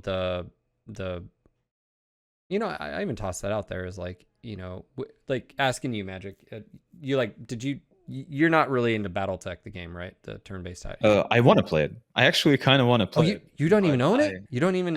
I know I watch people play it. I haven't played it myself. Oh, Jesus Christ, Karen. You haven't even played it? No. All right. Anyway. So I own the game. I just haven't played it because I'm not sure like what mods I should install, or what if I should, the like, shit, play the vanilla over game first or whatnot. All right. What the reason I was gonna say is it's interesting because I know how the game plays. I know what it is. Like, I've even watched like a lot of other people stream it and play it. Like, that's fine. I know what the game is. I know how it looks. I know how it plays. I haven't played it myself. All right. The whole point was they did a founders program originally for MWO. Would you, if they just said, would you back a Kickstarter for MWO 2.0? Yes. It's that simple. Like, I don't really care. I don't even care about like moving the stuff that I have from MechWarrior Online to that account. No, it'd be something new. If the new game is good, completely new. If the new game is completely new and it's good, I don't mind. I don't mind at all. If it's PGI. I know like a lot of people in the community don't share that sentiment, but I don't mind. If it's like, even PGI, like, as long as they're like open with the communication. If it's new PGI, like Darren and Matt being in charge. PGI? If it's Darren and Matt being in charge, would you kickstart it? I think I would, but I would still need to get like some confirmation from like the higher ups that they're gonna actually be serious this No time. fuckery. And that no. But I think an MWO 2.0, and I don't want to put this out there to get anybody's hopes up. My point being is, could be done so much better as far as, because their monetization model wouldn't have to be tied into mechs anymore, and they could do some really cool stuff. But yeah, I don't know, man. I mean, this was the discussion that should have happened after that podcast. Yeah. And but you know, But I don't think story. I don't know. Yeah, I know you don't think it was real. think Many people think it was not real. I think that's fine, Russ already but I knew. still think like pressure should have happened at that fucking point. I think Russ came to that's the point when pressure should have been like massively applied. I think he had a checklist, dude. I think he had a I'm gonna mention melee because it's gonna get them all wet in the giblets. Hey, I we think got melee Mech 5 in the I end. think I'm gonna mention DFA. I think I'm gonna mention MWO 2.0. But he already knew, because again, that was before the NAD Global 7, which we now know hindsight going back. He said that it was always going to Xbox. Now PlayStation, that was unique, but it was always going to console, which means I think the game from the very beginning, because they had to get a license to do that from Microsoft. Like they would have had to, even with the current license, they would be developing a new product. That's a new IP development under MechWarrior. They'd have had to get approval and all that. And under the agreement, that would have been from the start. So Mech 5 was designed with a console in mind from the start, hands down. Which means I think the Mech Lab, or lack thereof, and all that was all designed, all these things, blah, for blah, blah, consoles. for consoles. Yep. Okay. Yep. I think when he came on and talked about MWO 2.0, he already knew the time frame was past and that he couldn't do it.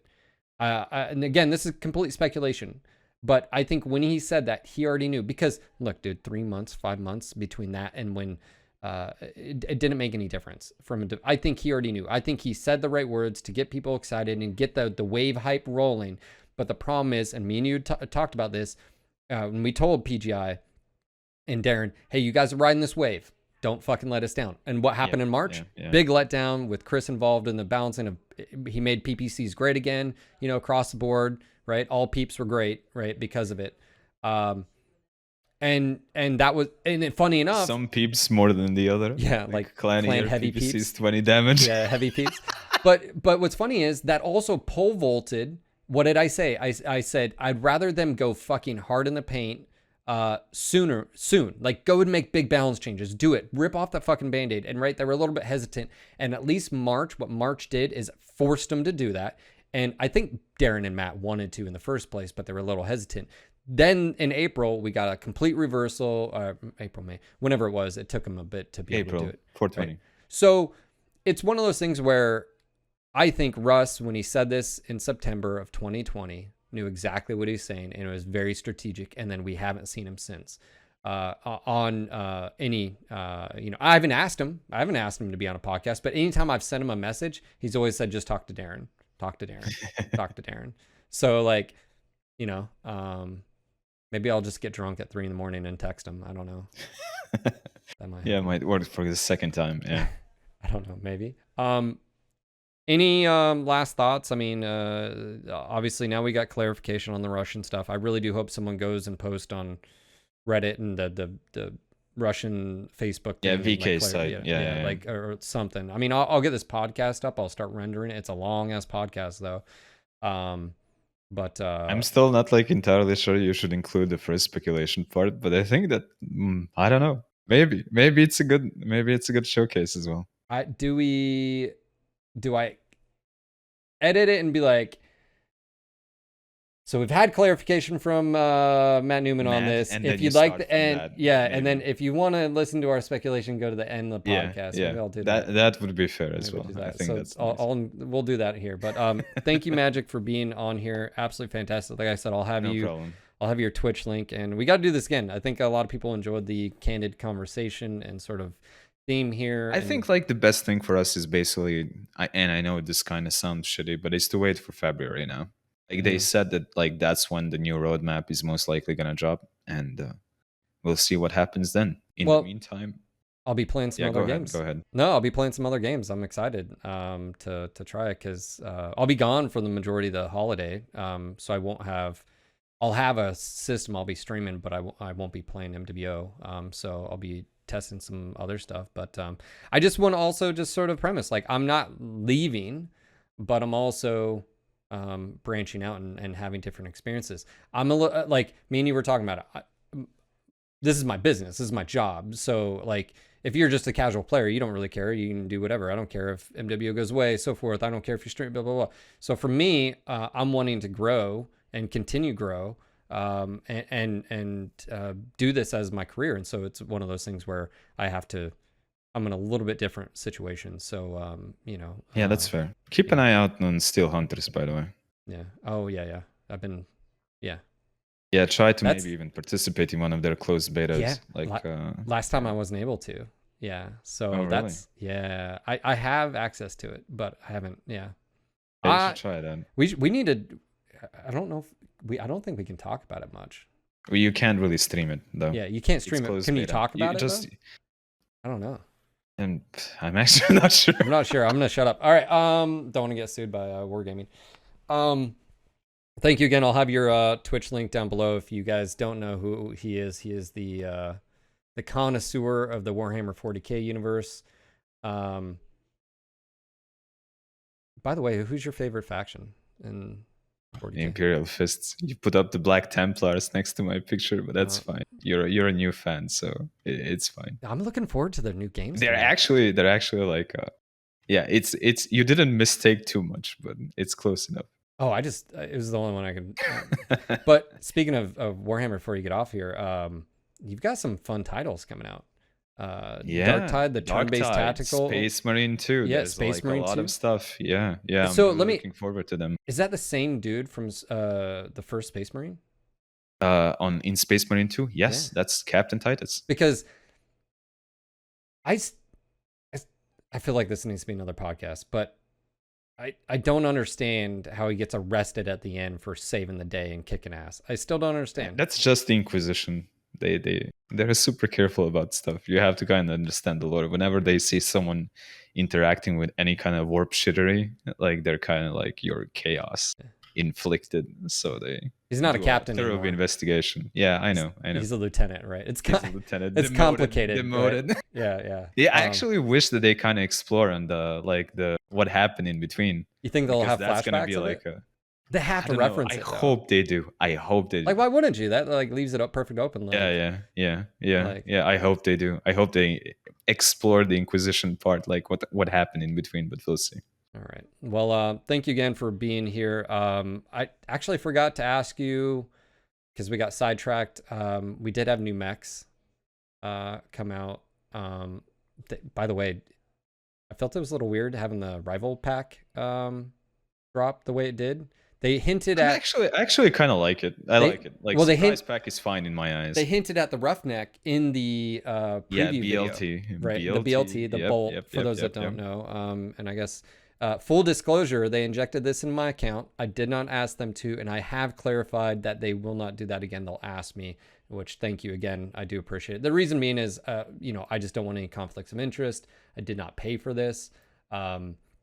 This one's unique. It has 2 ballistic in the left torso and 2 in the right, which now, and it's got some other, missile, but really the ballistic in the left torso is the unique part about it. I know. I think both, like the roughneck provides uniqueness because now it's like one of the best mechs with like best hard points when it comes to ballistic on the IS side, and with the new omnis on the ambush. Like, what's the name of the Sunspider hero? Is it ambush? Oh, the Yeah, ambush. Yeah.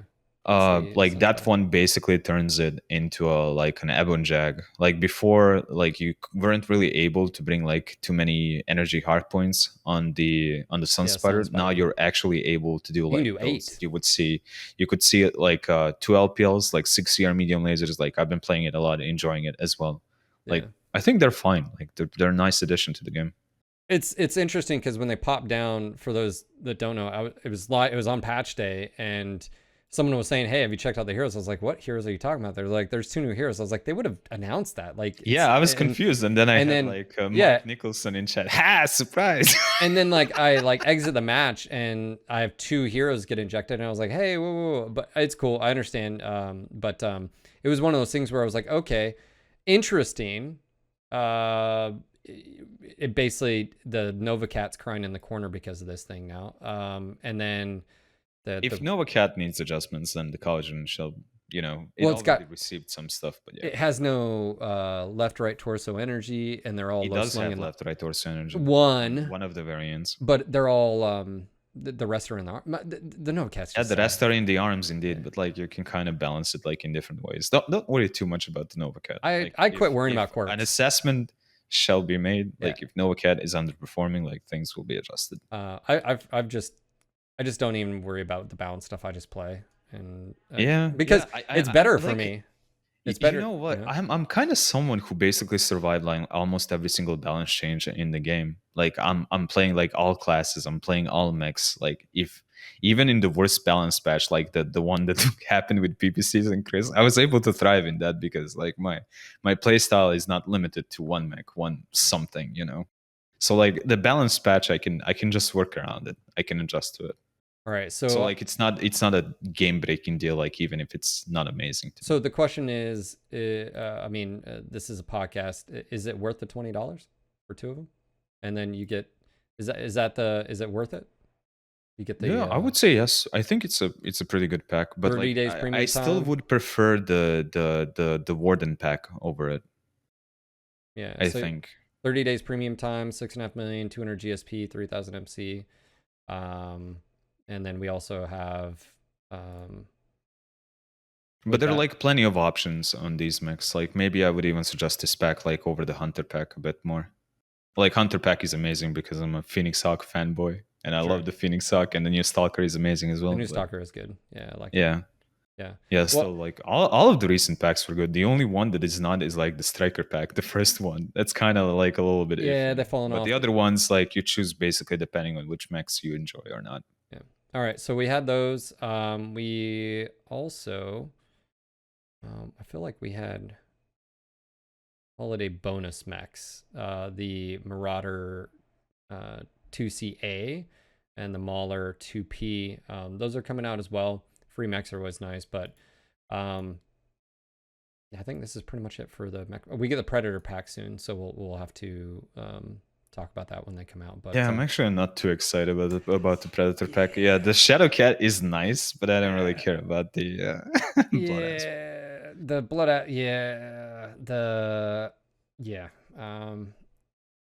I don't know if it'll change player the players utilizing the Shadow Cat like it is right now, because it does a pretty niche thing, 2 peeps or 2 large pulse or something like that. The stealth, like as soon as you leave that sort of role, there's better mechs for it, I think. So I mean, you can run kind of some ballistic combos with the quirks that have been given to the Shadow Cat, but like you still don't really see players catching up to that, and the builds are a little bit self-balancing, so still like it depends. It's like without ECM, it just gets killed really quick. I mean, I did the Goss machine gun build that you had tossed my way, right? But it was one of those things like, I don't know. You got to plink a lot to but it's a different thing. Also, Nicholson has left the comment. Maybe you should want to read it. Rival Pack came out because I got sick in October and we had to push Predator from December to January, but there was enough time to do the extra bit. Gotcha.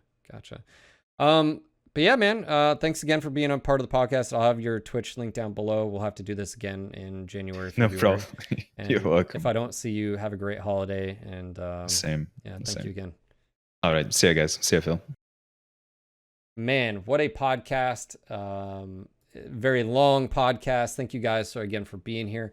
If you enjoyed this format, please let me know in the comments down below. And what are your thoughts now that we have had clarification from Matt on a few things? Our blood temperature has came down, no more a boil. But it did, again, it's one of those things where the communications always factor there. If you guys enjoy this, again, click the like button, share it, dive into it. And like I said, I haven't done a podcast for a while, so this has been fun to get back at it. I do like this sort of candid format as well. I think it fits really well with the discussion at hand. That being said, if you did enjoy this and you want to help support, just head over to the Discord, join, be a part of the Twitch interaction as well. And if you guys, want to take it a step further, you want to support, consider becoming a patron. I'll have a link down below. Again, it helps me keep the lights on, keep things rolling. So if that's something that you'd like to continue to do, again, consider becoming a patron. I'll have some links for other stuff as well, like the merch if you haven't checked that out. And of course, you're listening or watching this on YouTube. But that's going to be it. So again, thank you again for listening and watching. I hope to see you on the next one. And I hope to see you at the stream again, Monday through Friday, 12 to 6 p.m. Eastern. If you are listening to this, December is going to be a little bit wonky. We're obviously all about to go on holiday. I will be streaming over the holiday, but it'll be a sort of impromptu schedule because I will be with family. I will be posting on Discord in the stream section announcements, so pay attention to that. And then I'll be coming back after the new year and rolling into 2022 guns a-blazing, if you will. I am trying new games as well. So we just wrapped up Cyberpunk 2 of the endings. We have more to do. And I want to do another rerun as a different character, different playstyle. I played Squadrons yesterday. Didn't enjoy it. I'm going to be honest. I can see why that game did not do well. At least the single player. Very, very lacking in my opinion. But we're going to be branching out and trying different things, and I'm going to be incorporating your guys' feedback on that, whether it's via Discord or sometimes I'll even put up a poll for me to check out games from my patrons. So patrons, be ready to vote. I'll be posting up some stuff there, but just want to say thanks again for listening. I hope you enjoyed the conversation, and like I said, let me know if you enjoyed the format with Magic. He's a wonderful human being, and I feel like he brings a very cool, level-headed, and different perspective to the questions and or his feedback and comments. And he's just a really cool dude. So make sure to go check him out. It's that's gonna be it. I'll see you guys on the next podcast. Until next time, peace.